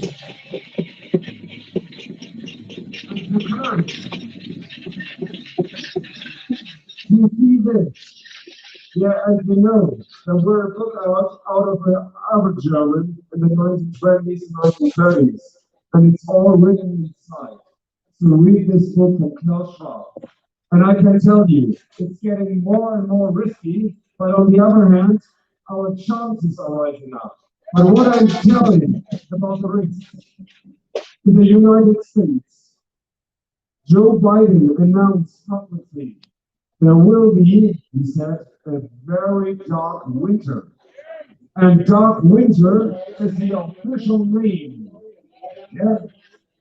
Dark winter is the official name of a biothreat simulation from 2001, just 3 months before the anthrax attacks of 2001. And it's a blueprint for this COVID-19. With this event, 201 in October 2019.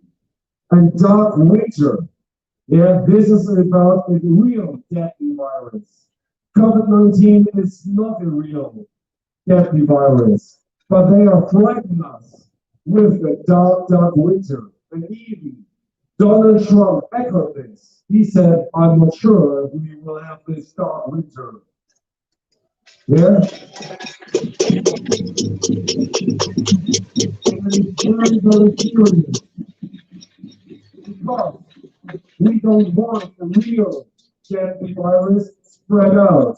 We have known before, and we don't want these kind of games. And what is the connection from 2001, dark winter, to Klaus Schwab and the Great Reset? And I can tell you, there's a very direct connection. And his name is David Gergen. David Gergen was with the CIA, the planner of the dark winter. And David Gergen is at the board of the Klaus Schwab Foundation today. Take this serious. It is organized crime. And I kid you not. Thank you very much for the attention. Okay. And now, to the end. I just have one question to you. Yeah? One question. Come on, please, here. The question is, please, could you tell me what democracies look like? Tell me what democracies look like. Tell me what democracies look like. Tell me what democracies look like. Tell me what democracies look like. Tell me what democracies look like. Tell me what democracies look like. Tell me what democracies look like. Tell me what democracies look like. Tell me what democracies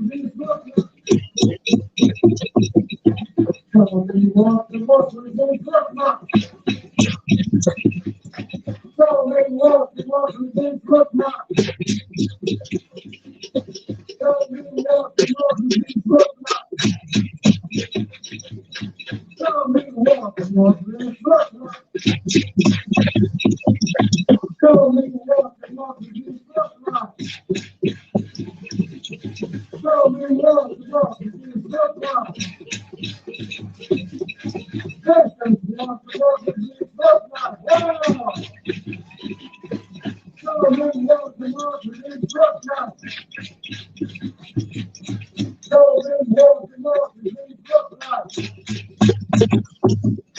So they walk with his foot now.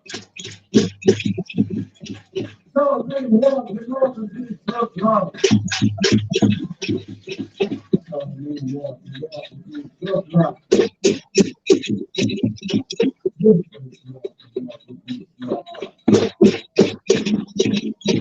Okay, thank you very much indeed.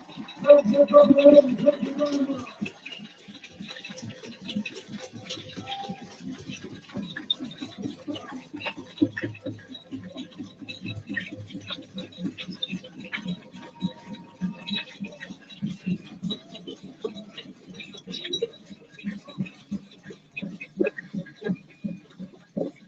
Thank you very much indeed. And this, thank you everyone. I guess this is the end. We can do this in a go. You just be so drunk, and then you just asking. Look at please. Tell me what this look like. Do this everywhere. Let you. Tell me what this look like.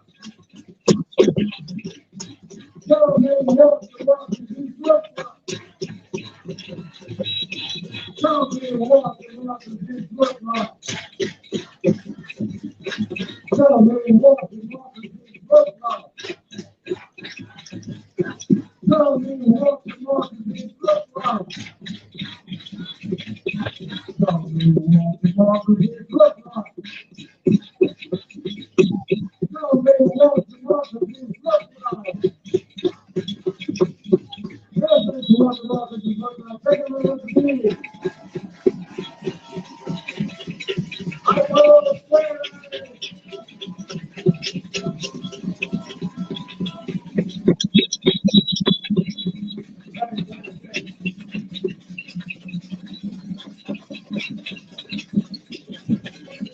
I hope this is right now. I think looking so much forward to this moment.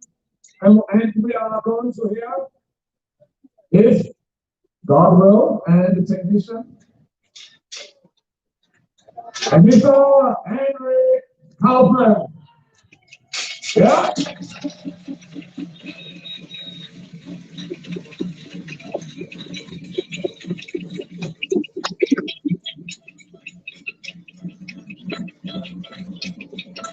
I'm going to go down and fix it myself. Yeah?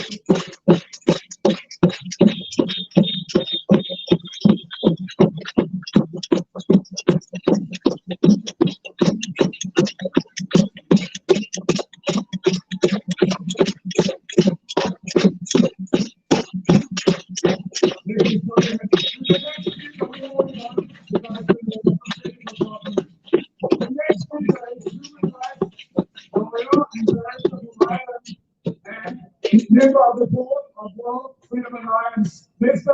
Martin Bond.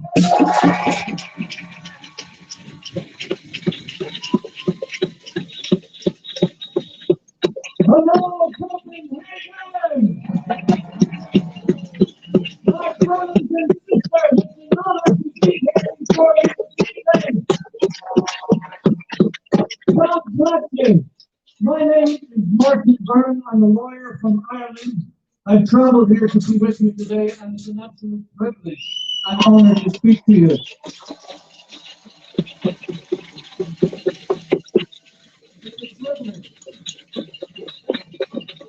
I have never seen such passion in an audience before in my entire life. God bless you, Copenhagen.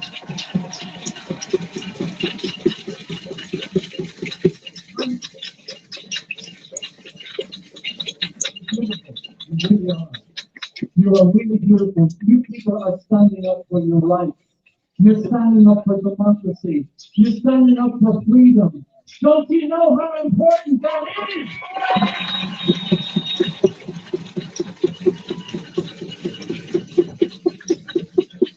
Because it's taken away from you. It will be taken away for a long time. Not just for you, but for your children and your grandchildren. So you are fulfilling your duty to your children and your grandchildren for generations to come. So, I'm also the legal counsel for the World Justice Alliance and the World Freedom Alliance. I'm a human rights advocate. I stand up for and defend and speak out for our fundamental rights and freedoms. And you know what those mean, don't you?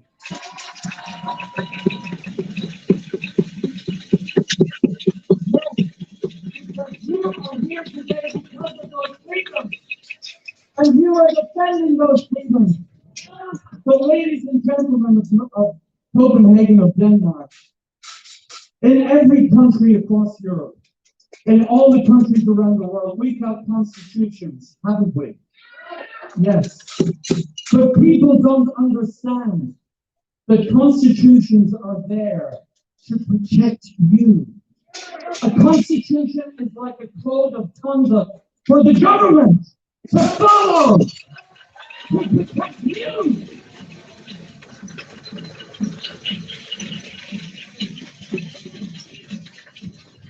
It is not. A constitution is not something for the government to use against you.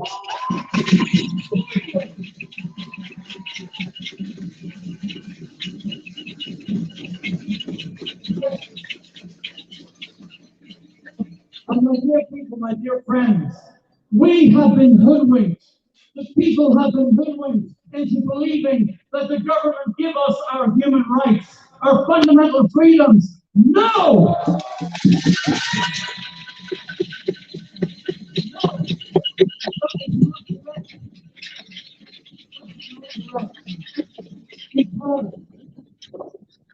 Because we are human beings, because we have been born free, those rights are human attributes. Those rights inhere in us because by the very fact that we are born. Who gave us our rights? God gave us our rights.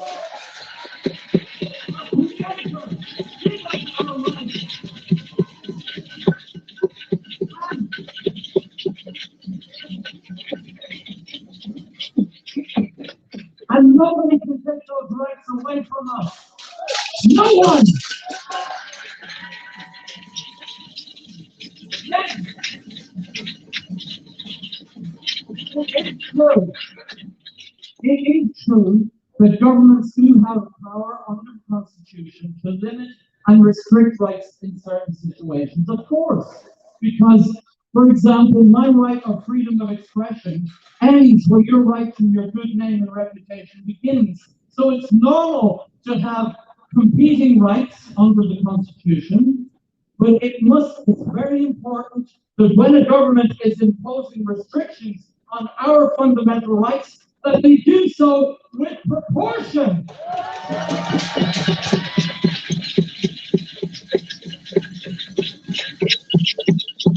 And, yes, and what they are doing now across Europe and across the world, based on the scientific evidence now available, what they are doing is is completely disproportionate. It is wrong.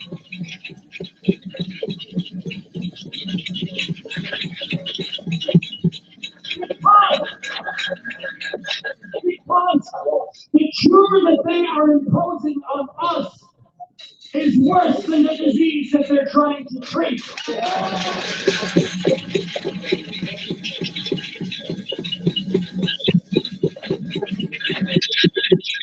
So, I am absolutely humbled to be before you beautiful people and to experience your pots and pans.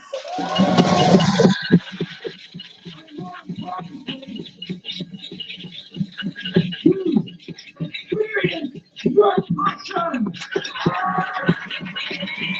Your passion for freedom.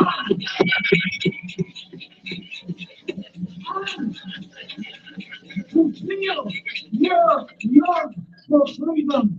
Because it's so important that you hold on to that love for your freedom, for your own sake, for the sake of your children, and for generations to come. So God bless you, people of Denmark. It's an absolute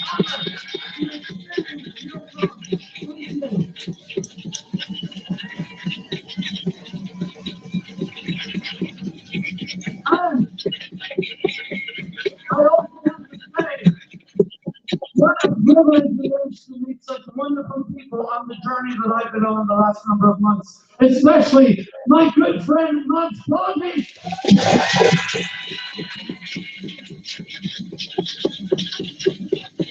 Thank you very much, ladies and gentlemen. And I want to say one last thing.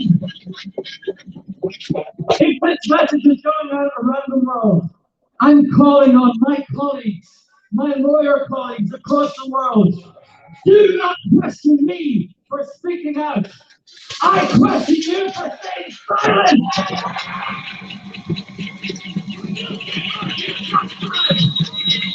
Stand up for these people. Stand up for freedom. Thank you.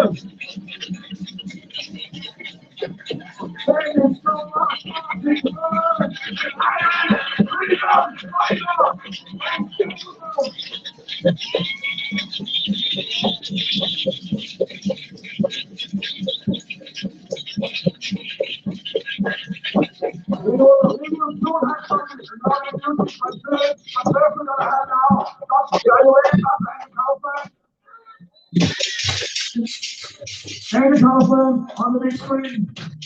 World famous medical doctor, truth seeker, and freedom fighter.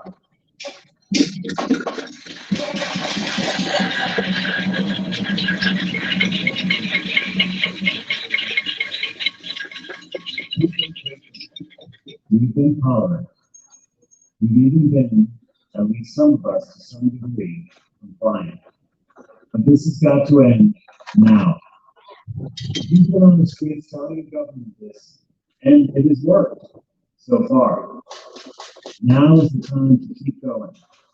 You have the momentum, you have the numbers, you have the heart. I'm grateful you're standing up. Your government has tried to oppress you with the proposed epidemic law. They want you to take the vaccine. If you refuse, they want to prohibit you from shopping, working, and traveling. If that fails, they want to put you into quarantine camps. If that fails, they'll have the police force you into the camps. And if that fails, they want to have the police force you down and give you the vaccine. But you won't let that happen. You told them, and they backed down. And you have to keep telling them because they will keep trying.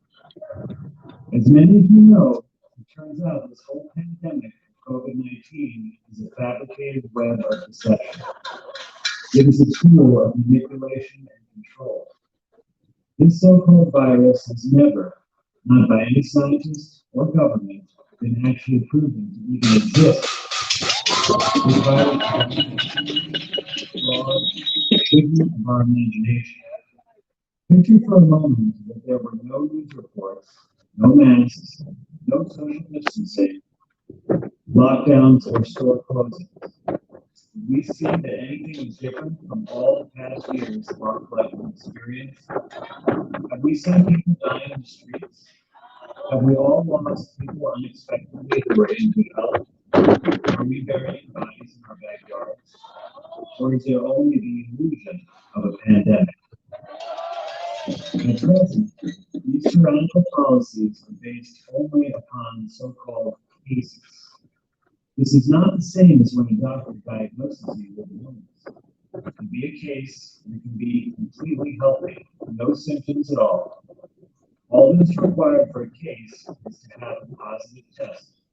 A case is not a person ill and dying. No. A case is a healthy person with a positive PCR test. You don't need a test to tell you when someone has a fatal disease. The reason they're using this test is to manipulate us. Let me tell you about this so-called PCR test. It stands for polymerase chain reaction. This test, as discussed many times by its inventor, Carrie Mullis, is not suited to diagnose an illness or prove the cause of a disease. It is a research and manufacturing tool. Yes, manufacturing DNA or RNA sequences. In this situation, it's manufacturing a fake disease. So what this test actually does is make a lot of something out of a little of that something. That's it. It takes a short sequence of DNA or RNA and replicates it over and over. It's like looking for a needle in a haystack by making that one needle magically turn into 100 million needles. Certainly, you'd be able to see that in it. One problem is, however, that when you amplify those needles, you also amplify twigs, spider webs, lint, pebbles, dust, ants, hair, and anything else that's close to size of the needle. So when you see the thing in large quantities, are you seeing needles or are you seeing pebbles and twigs? According to Dr. Fauci in the United States, if you amplify more than 35 cycle thresholds, then all your results are twigs and pebbles. But that is exactly what they're doing in many countries, like in England, where they're using a whopping 45 cycles. All their results are junk. But there's more. The particular RNA sequences this test looks at are based upon a theoretical model of a theoretical virus's genes. It uses short sequences called primers to find the target of a so-called virus. A group of researchers in Spain recently searched these primers in a special database open to the public called BLAST and found that they are identical not only to several different human sequences, but also to as many as 100 different bacteria. That means that almost anything, like a fruit, a puddle of water, a sheep, or another animal can test positive, and in fact they all have. Since bacteria are ubiquitous, virtually anything can be positive in this PCR test. But based on this fraudulent and worthless test, your rights have been compromised. The more testing that is done, the worse it has gotten, and you will get it. You must resist and say no to the swab. Do not get tested or allow your children or family to get tested. They control the game through testing. If they set the cycles high, the number of positives will be high. Then they will order more lockdowns and other tyrannical policies. One of those policies is about wearing masks. In my opinion, masks are one of the most heinous parts of this crisis. They make us alienated and estranged from our brothers and sisters. They tell us to hide our identity in shame. They tell us to be afraid of our neighbors. They tell us to shut our mouths. They tell us not to smile. It's time to throw away those masks forever. Thanks to those we now have, for the first time, high-quality, randomized controlled trial data on masks for COVID-19. After being refused by 3 major journals, this paper was finally published earlier this week. I must note that the authors have to write up their discussion with some ridiculous statements just to make it look more favorable to the mainstream to get published, but their scientific conclusions were very clear. There was no evidence that masks reduce infection. I repeat, no evidence. Thank you, Denmark, for this amazing If you don't agree with all that, if you don't refuse to comply, and tell the government that you don't compromise your freedom, this winter will truly be dark. You must continue to fight against any new epidemic law that is proposed. You simply must set this example for the rest of the world. It's up to you, Denmark. These are manufactured crises involving a fake virus, culture of fear and intimidation, and misleading fraudulent tests. The governments of the world have scared and manipulated us into giving up many of our freedoms and rights. They have shamed and humiliated us. They have stolen our livelihoods. They have separated us from our loved ones. They have stolen our innocence. They will keep taking more and more unless we decide right now to commit ourselves to say no until we are once again free. No more masks. No more social distancing and isolation. No more locking down. No small gathering. No restricted travel. No closing businesses. No contact tracing apps. No quarantine camps. No forced or coerced vaccines. And no epidemic law. Denmark, demand your freedom.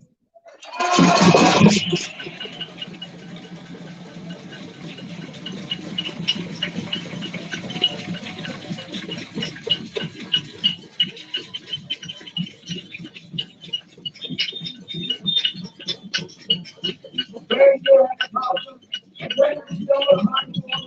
you.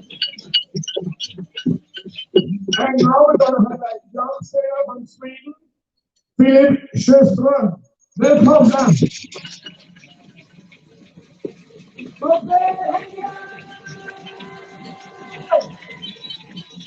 I'm so happy to be here.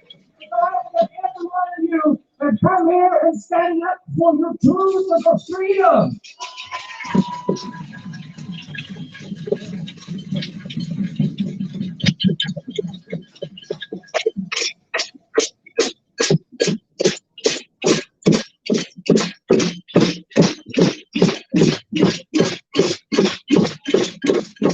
There's a song about freedom.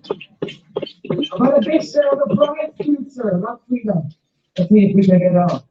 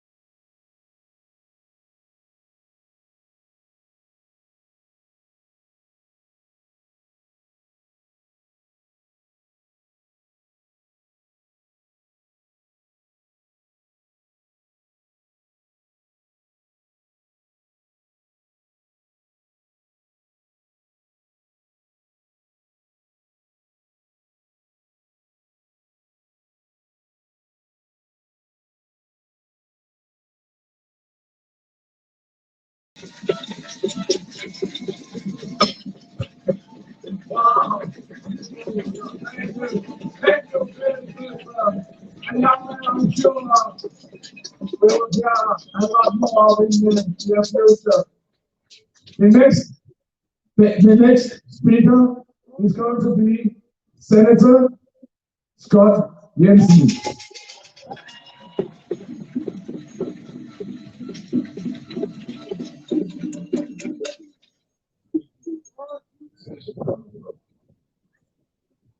COVID-19 is absolutely turned our lives upside down. We've had to ask ourselves gut-wrenching, soul-searching questions.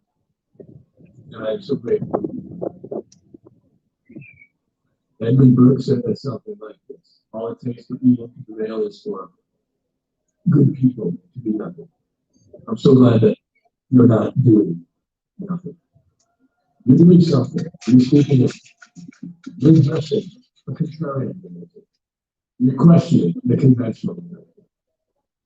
You're seeing data corrupted and saying why. You're seeing individual rights stripped away from people and saying why. You're seeing government expand its powers through a variety of Machiavellian techniques, and you're saying why. You're seeing transparency absolutely thrown out the window, and you're saying why. You're back.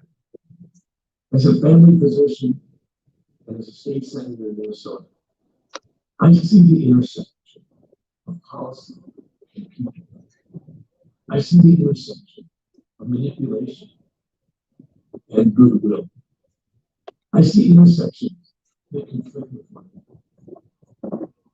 I have absolute confidence that at some point in time the truth will come out. What price will we pay along the way? I'm not certain. We've already paid a price. We've terrorized our vulnerable, fragile seniors. We have, in these situations, provided a pipeline whereby COVID-19 could move into a facility and cut its way with people who needed to be protected. We shut house children's education at a level we may never be able to quantify. We've put in place policies that have encouraged mental health despair and suicide. We've caused people to postpone critical healthcare needs, including the diagnosis of cancer and heart disease and many other human maladies. These are dark days, but I'm absolutely confident that we will get through this. And a big part of the reason I share that confidence with you today is because your motivation, your willingness to get up and do something, speak to the issue, to leave your home in the comfort of it, and demonstrate or speak up. This matters. There have been demonstrations around the world, and there will continue. For those people who get so upset with you and I for questioning the conventional narrative, for being skeptical, for entertaining a contrarian narrative, shame on you folks who want us to jump into your echo chamber of cruising. That's not who we live. We live in a place where we're passionate about freedom. We're willing to do remarkable things to have and to hold that dangerous freedom that we believe every human deserves and is want you to enjoy. So, folks, we have seen significant corruption, invasion of rights, expansion of government, and transparency laws. But we will get those things back. We must. And if we can't, if somehow it looks like we're not going to be able to, we have to do whatever humanly possible to prevent that eventuality. We have not to protect our rights. Control government. We have got to put transparency in place. We cannot let a small group of people control a group of billions food, stay on course. Be thoughtful, creative, energized person that you are. You matter, and I can't tell you how much I appreciate it. Thanks for listening. Send me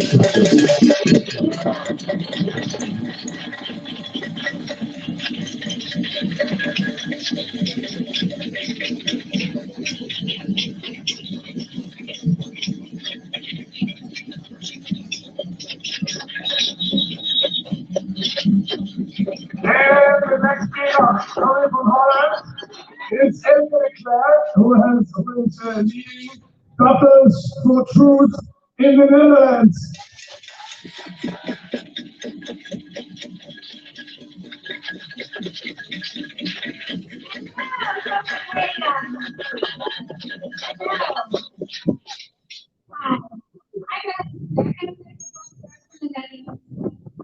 Nice to be here and very proud of Denmark because you have so much courage and so much endurance and passion to be here.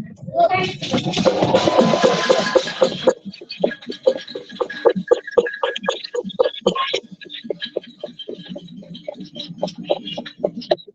It is very much needed that you are here and that you protest. And I want to speak about good intentions today.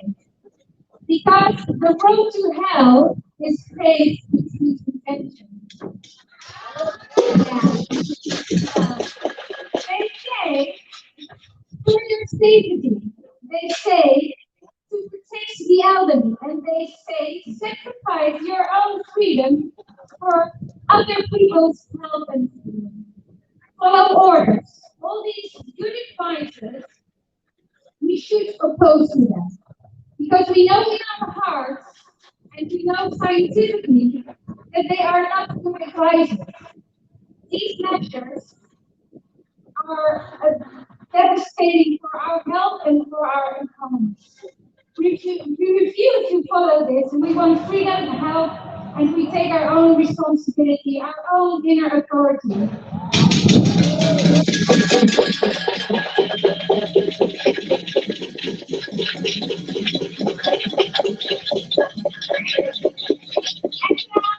As a medical doctor, I want to take the responsibility to let the truth prevail about this pandemic. And I want to delete the old and delete the external authority. And I want people to stop watching television and stop.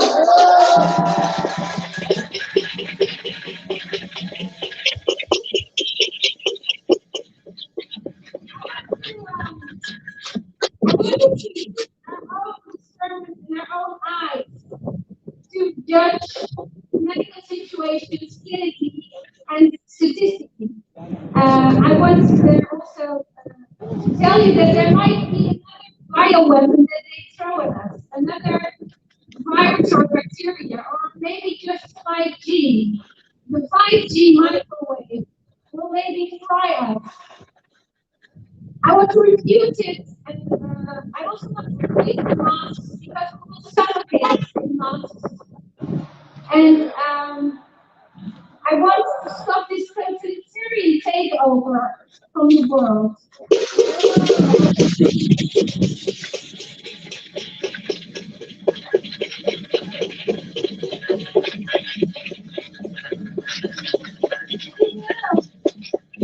Very important that we will continue to give all the people that are executing these devastating measures notices by stating that we hold all those following orders also responsible for genocide, and especially concerning the vaccine.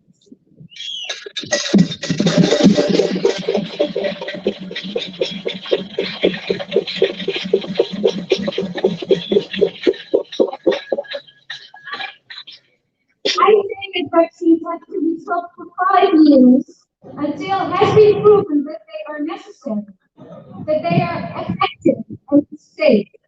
Let us be the uncontrolled opposition.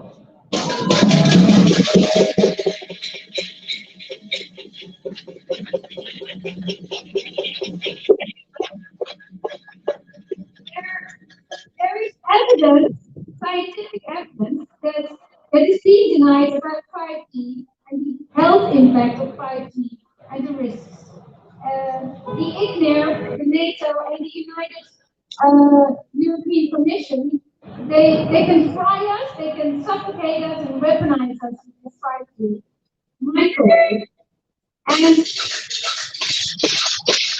if they emit 60 gigahertz, Japanese researchers found that they knew they did hypoxia. It's now proven. So if you look at the damage that 3G and 4G do, it's like cancer, neurological damage, concentration problems, and infertility. And infertility is going to be a big risk also for the vaccine. So I want people to look at that, and my colleagues, the doctors, have to take a look into this. I beg them, they have to. They are responsible.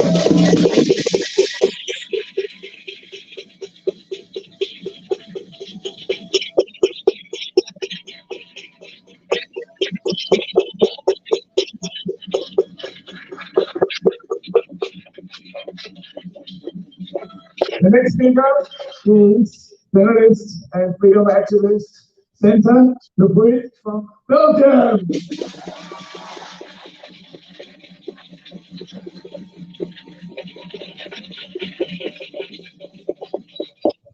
Hello, everyone.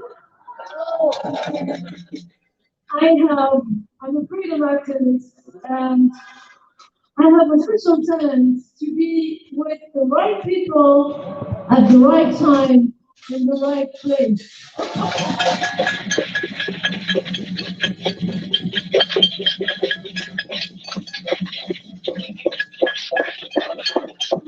I drove quite a long way to get there to the border, and then suddenly I was stopped.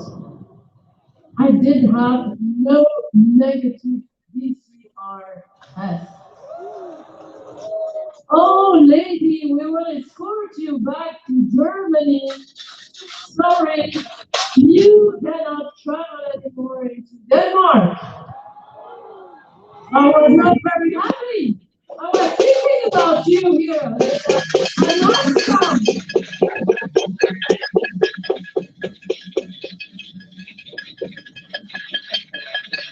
Yeah. So my friends told me back in. And here I am.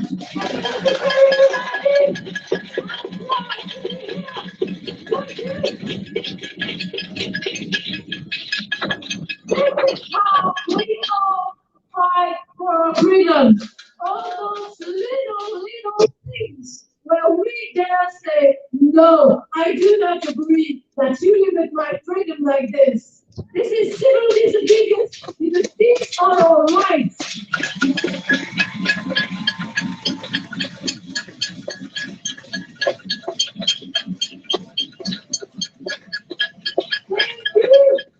Thank you, Lord. Europe is really in a very critical situation. In Belgium, we are allowed to see 1 people per household. And our neighbors are supposed to report to the police if we have visitors. If you have Christmas dinner, you are not allowed to touch other people's books. You are not allowed to sing. Too much violence in the air. How far will this madness go on? It has to stop.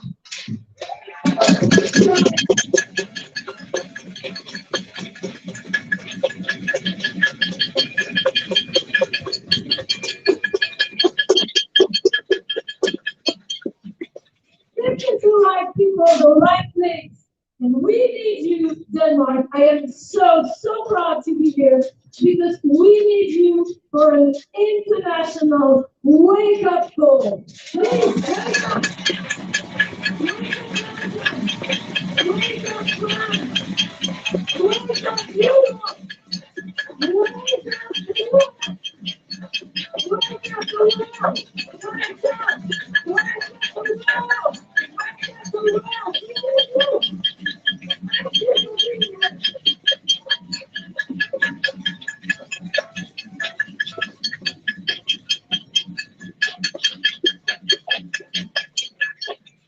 And also, I have other good friends, freedom fighters. One of them is Robert F. Kennedy Jr.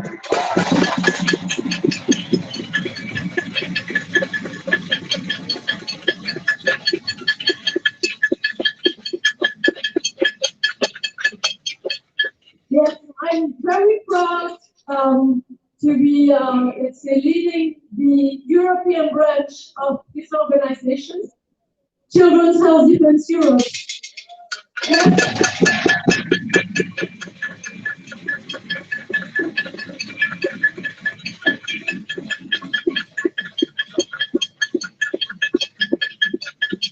Because we want to fight together this global battle. The Americans, the Europeans, the world together. And this is why we're here with CSA 21.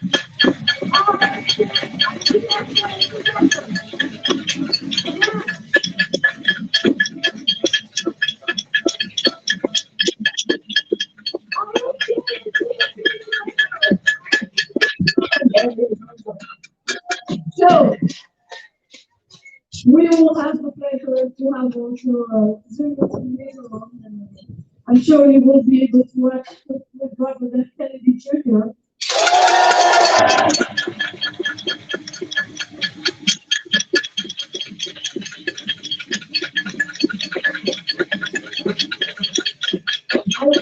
I want to ask something. Why is it so important? What is it about him that I like personally? It's not because he's a famous people. It's because he chooses life and he's not afraid.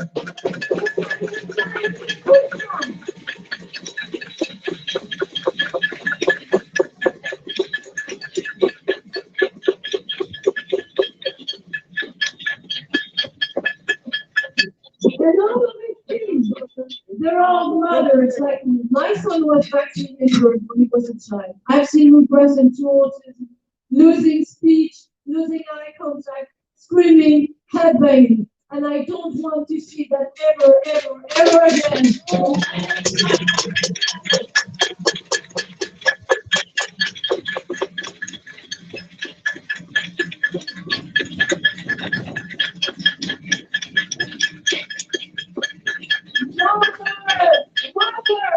Women, mothers of the world, it is now or never. You're always patient, you're always compliant, you don't want to make stories, but you have one duty, and that is to protect your children. And it's now.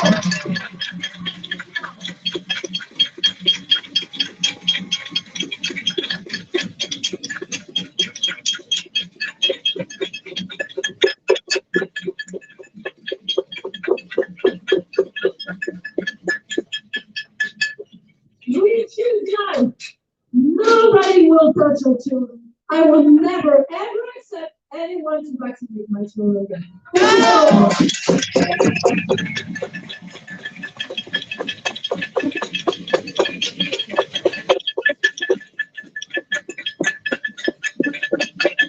And the good news is, yes, there can be miracles. Yes, there are solutions. Yes, there are choices. Yes, it's worth fighting for. And my child made a full recovery. Today, he's a fine young man. And he's, yes, absolutely, I'm very blessed. So if it is possible, we can do it another way.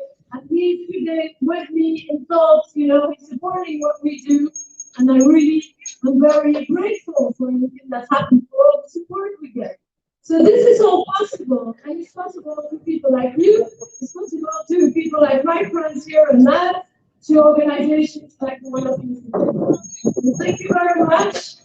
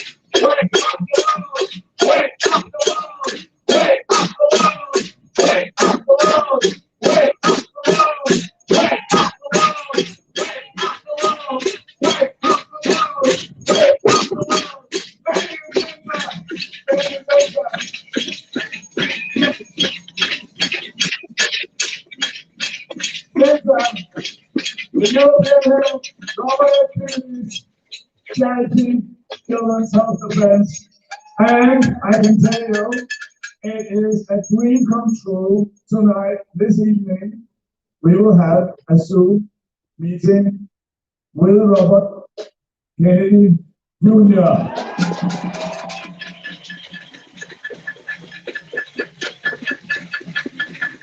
The night before, we officially launched the Danish Freedom Party, the People Party, JFK 21.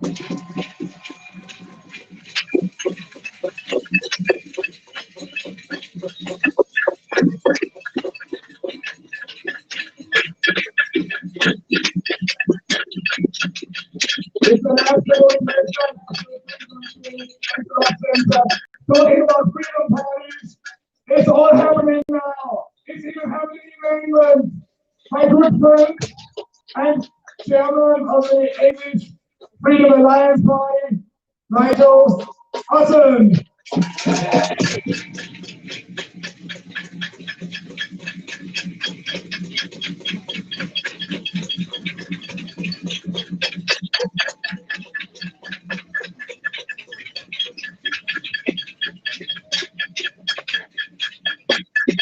Ladies and gentlemen, in 2014, I was the head teacher of a school in England, and I went live on national radio and resigned.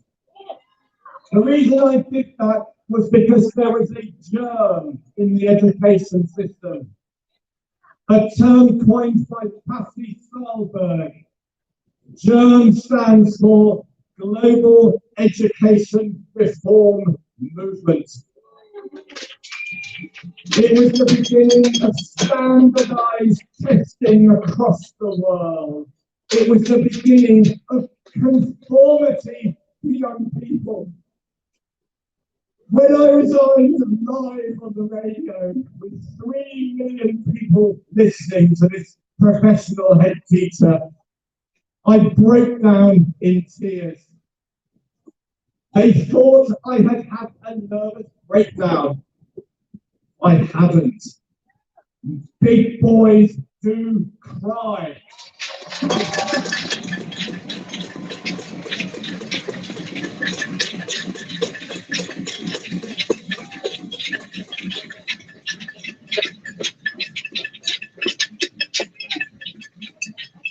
And I've cried quite a lot recently. I cried last night as I met this guy.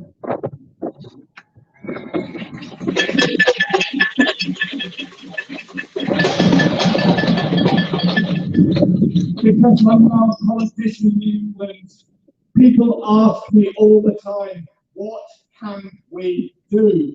We feel hopeless. Well, you guys know what to do, don't you?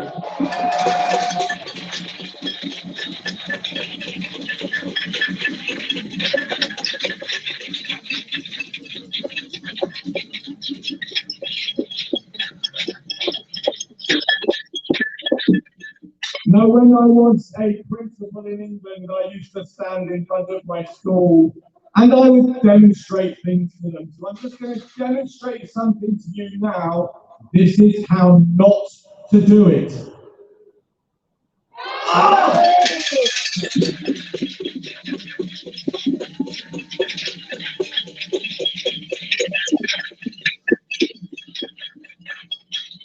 And then I would show them how to do it. This is how you greet someone.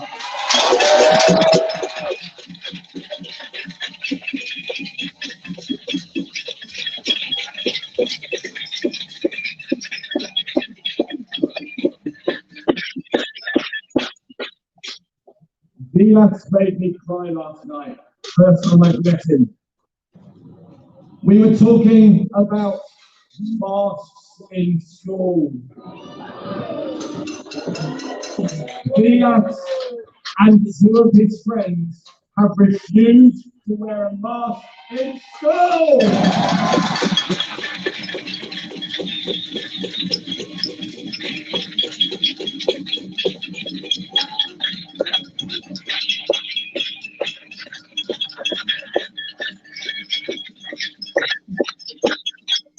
I first went on a demonstration against corona nonsense in March.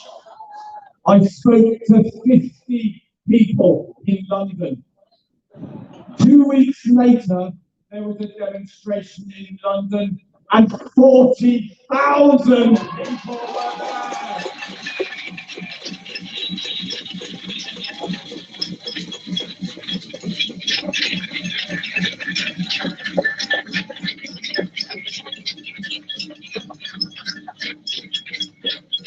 I was due to speak at that march, but the police very rudely interrupted us. Haiku Schoening, Dr. Haiku Schoening from Hamburg was there. In England, there is a park called Hyde Park. And in the corner of Hyde Park is an area called, oh God, I'm going to cry again. There is an area called Speaker's Corner.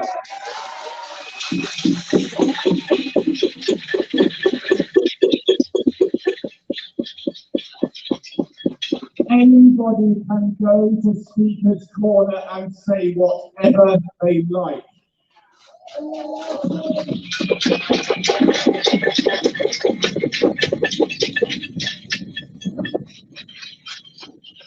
Haiku Schoening was arrested at Speaker's Corner.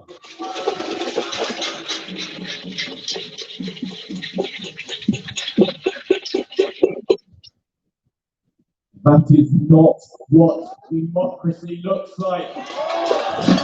This is what democracy looks like. This is what democracy looks like. This is what democracy looks like.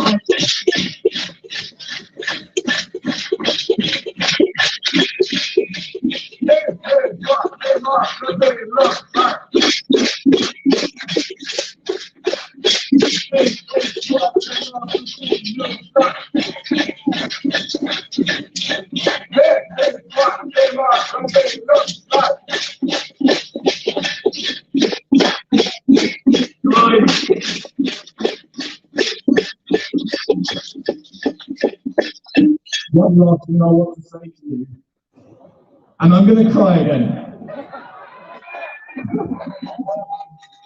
I am going to say thank you. Thank you. From the bottom of my heart.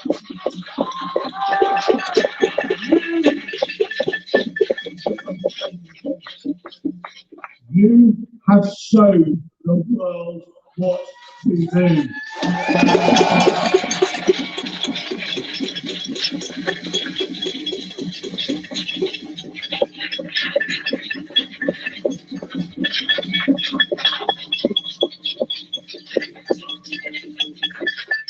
Before I go, I want you to help me make a decision. I'm an osteopath now. I retrained. And when the corona nonsense started, I offered to go and work in hospitals. The reason being, in the 1919 flu epidemic, osteopaths had a better survival rate than any other form of medicine. You will not hear that because the Rockefellers have destroyed all of that evidence.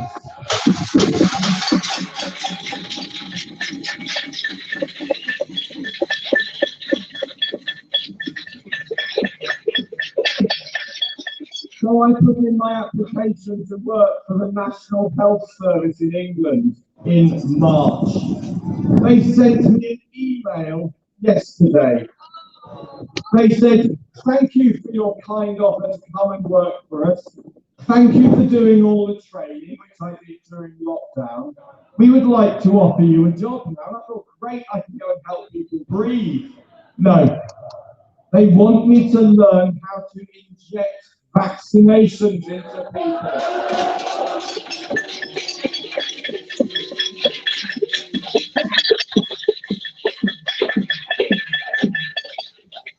In Pilates school, he has said no.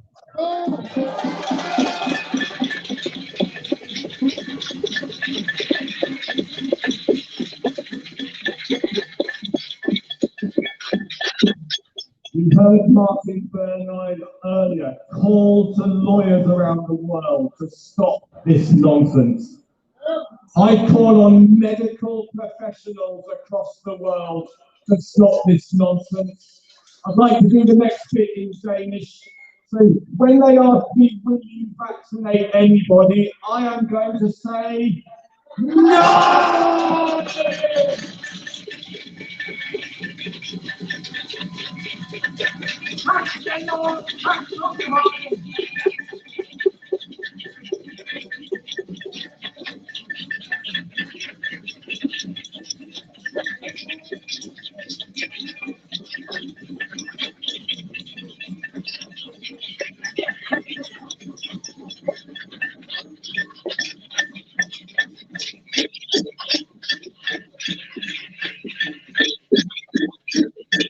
And now, from Sweden, the chairman of World Freedom Alliance, Monica Helleberg.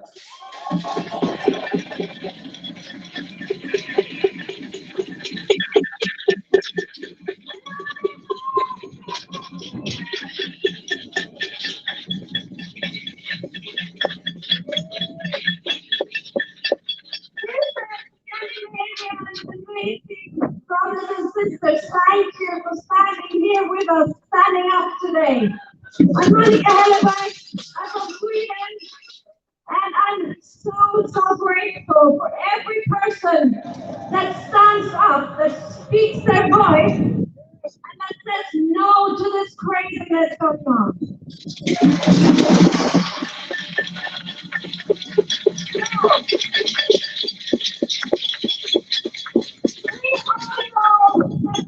Now, we don't need any more discussions, right? We know the PCR tests do not work. We know that the lockdown is only a totalitarian suppression. We know that the immune system is magic.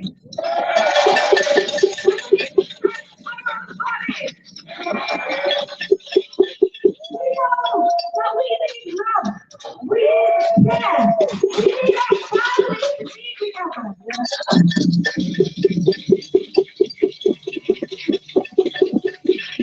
And we know that the birds are bullshit.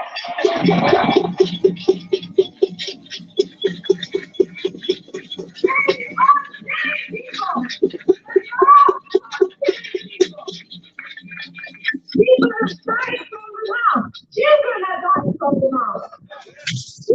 And we can't even speak about these things because we're being censored.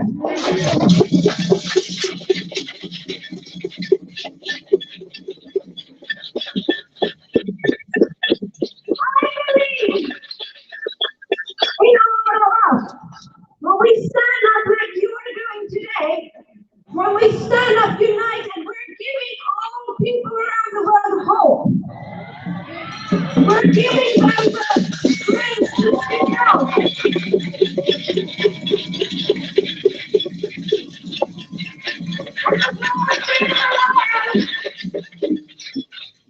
It's one of the biggest alliances on this planet, I dare to say.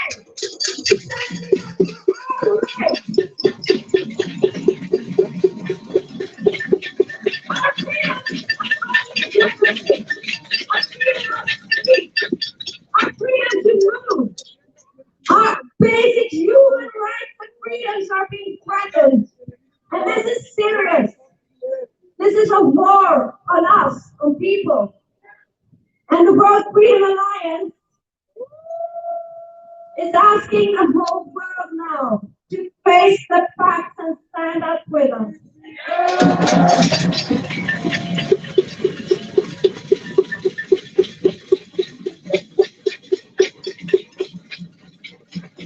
I believe that freedom comes from within every one of you. And it starts with us ending the discussion, starting to act. Freedom now! Freedom now! Freedom now! Freedom now! Freedom now! Freedom now!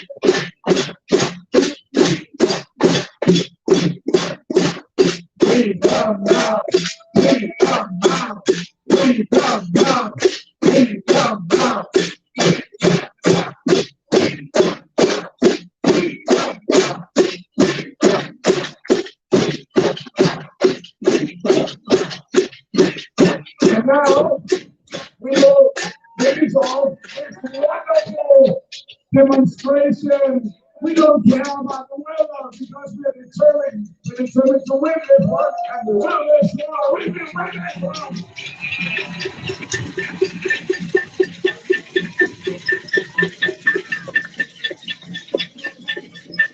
And now, you can offer these poets, part of the poets, freedom fighters. Here she is, Christine Walker.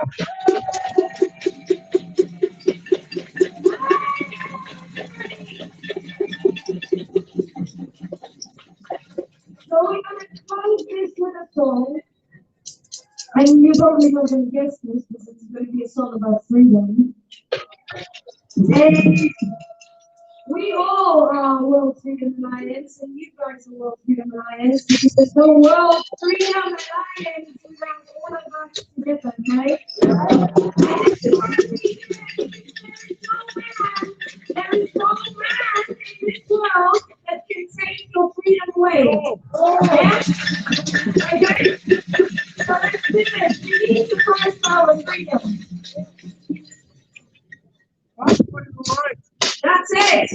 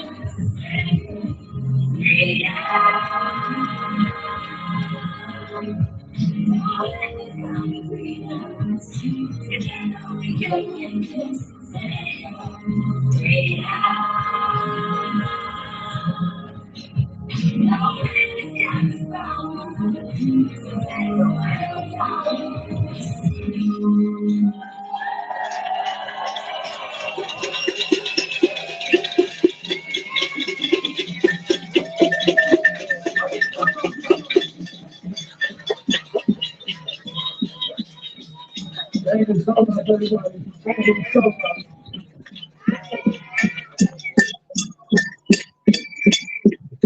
Denmark, we will make it.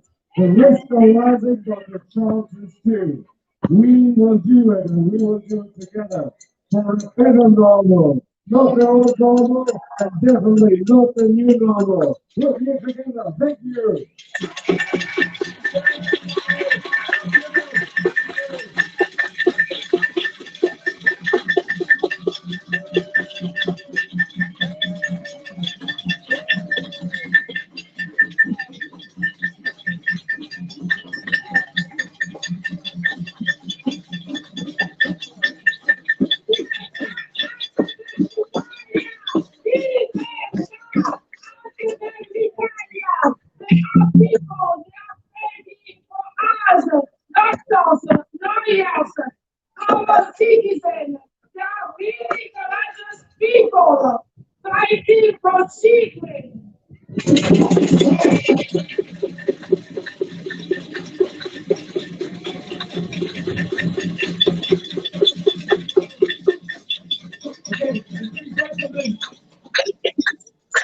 Okay, what do we want? You say freedom. What do we want? Now, you ready?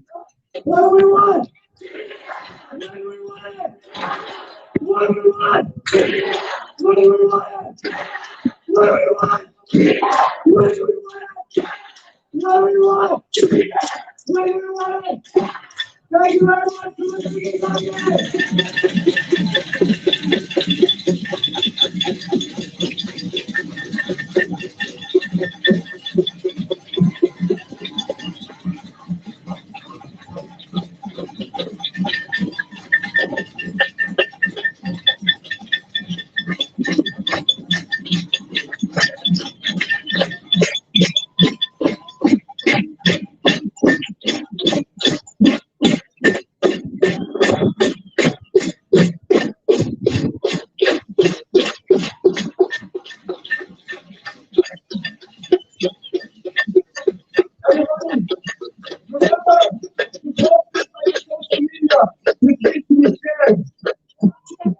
From what I've been told, InfoWars has actually showed a Danish demonstration. That's 3 million views.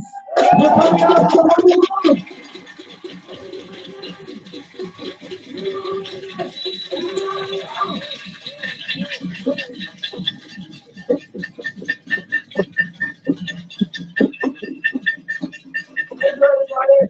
And also, thanks to Lenny Bigger for organizing all this stuff on the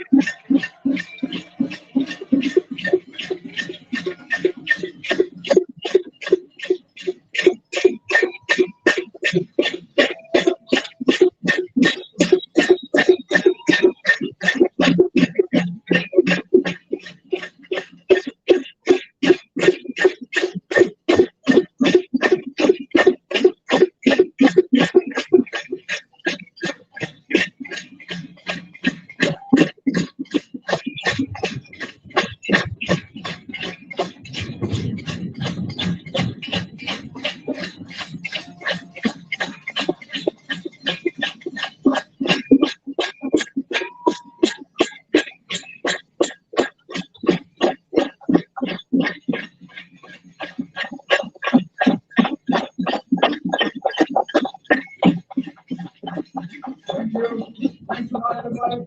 And just we're not quite finished yet because we will have a small march now with torches, and Fleming will explain this in English.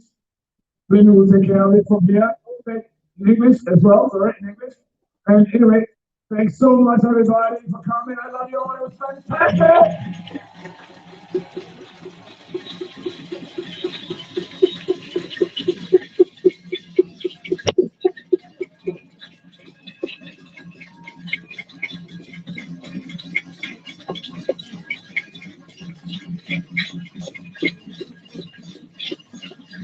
I want our special guest here today to know who arranged this party because you did.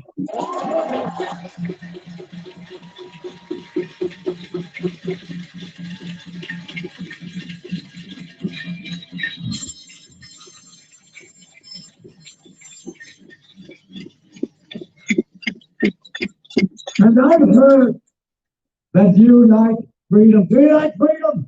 What do you like? I heard you want help. What do you want? I heard that you want justice. Do you want justice? What do you want? Freedom! No! Justice!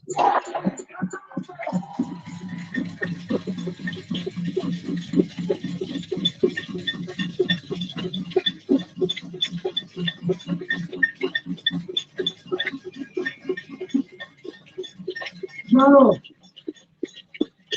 let's show our special guest today how we do in Copenhagen. Are you ready to go for a walk?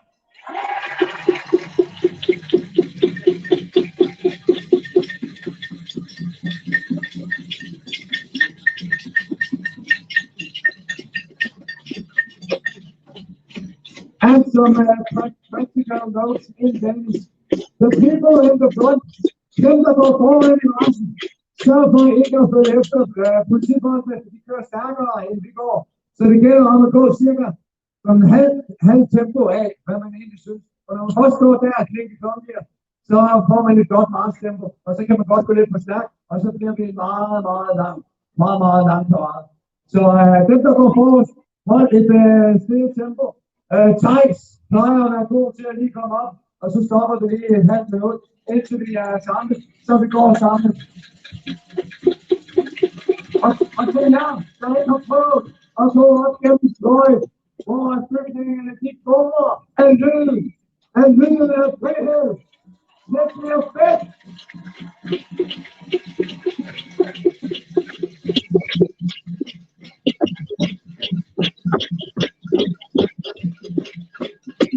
Så hvad skal man sige, vi går definerer op her, der er der også nogen, der kan gå den vej udenom, hvis der er. Og så mødes vi over, hvor vi plejer, over ved indgangen til, eller der hvor indkørslen er, ind til Christiansborg, og foran Christiansborg, der hvor vi plejer lige ved krydset der ved Rødmens Kanal. Og der står vi lige, og så venter vi på politiet, som kommer i en varevogn, og når de så kører ud midt i krydset, så begynder vi bare at gå, men husk, et langsomt tempo, og husk, vi holder nogle pauser undervejs, så vi falder ind i den samme rytme, alle sammen. Og fakter er velkomne, trommer er velkomne, krydder er velkomne, potter er velkomne, patter er velkomne, fløjter er velkomne.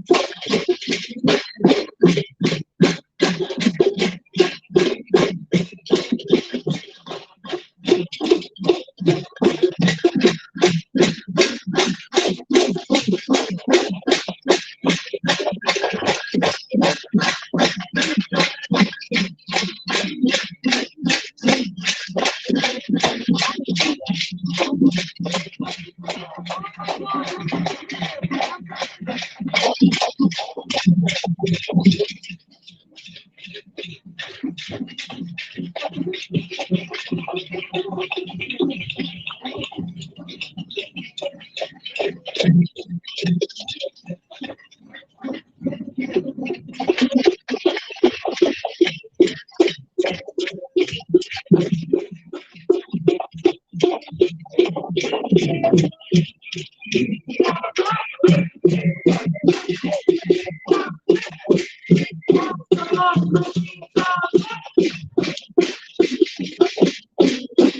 me what democracy looks like. Show me what democracy looks like. Show me what democracy looks like. This is what democracy looks like.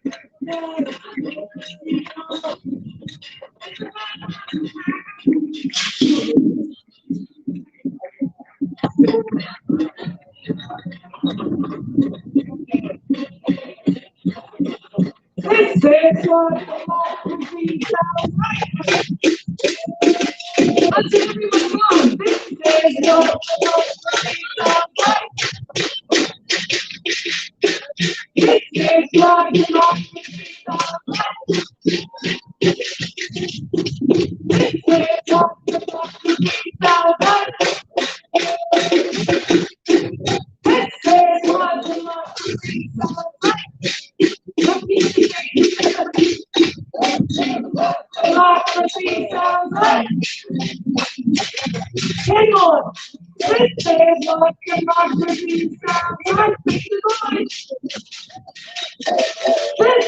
what democracy sounds like. This is what democracy sounds like. Anymore. This is what democracy looks like. This is what democracy looks like. This is what democracy looks like. This is what democracy looks like. This is what democracy looks like. 3-1. This is what democracy sounds like.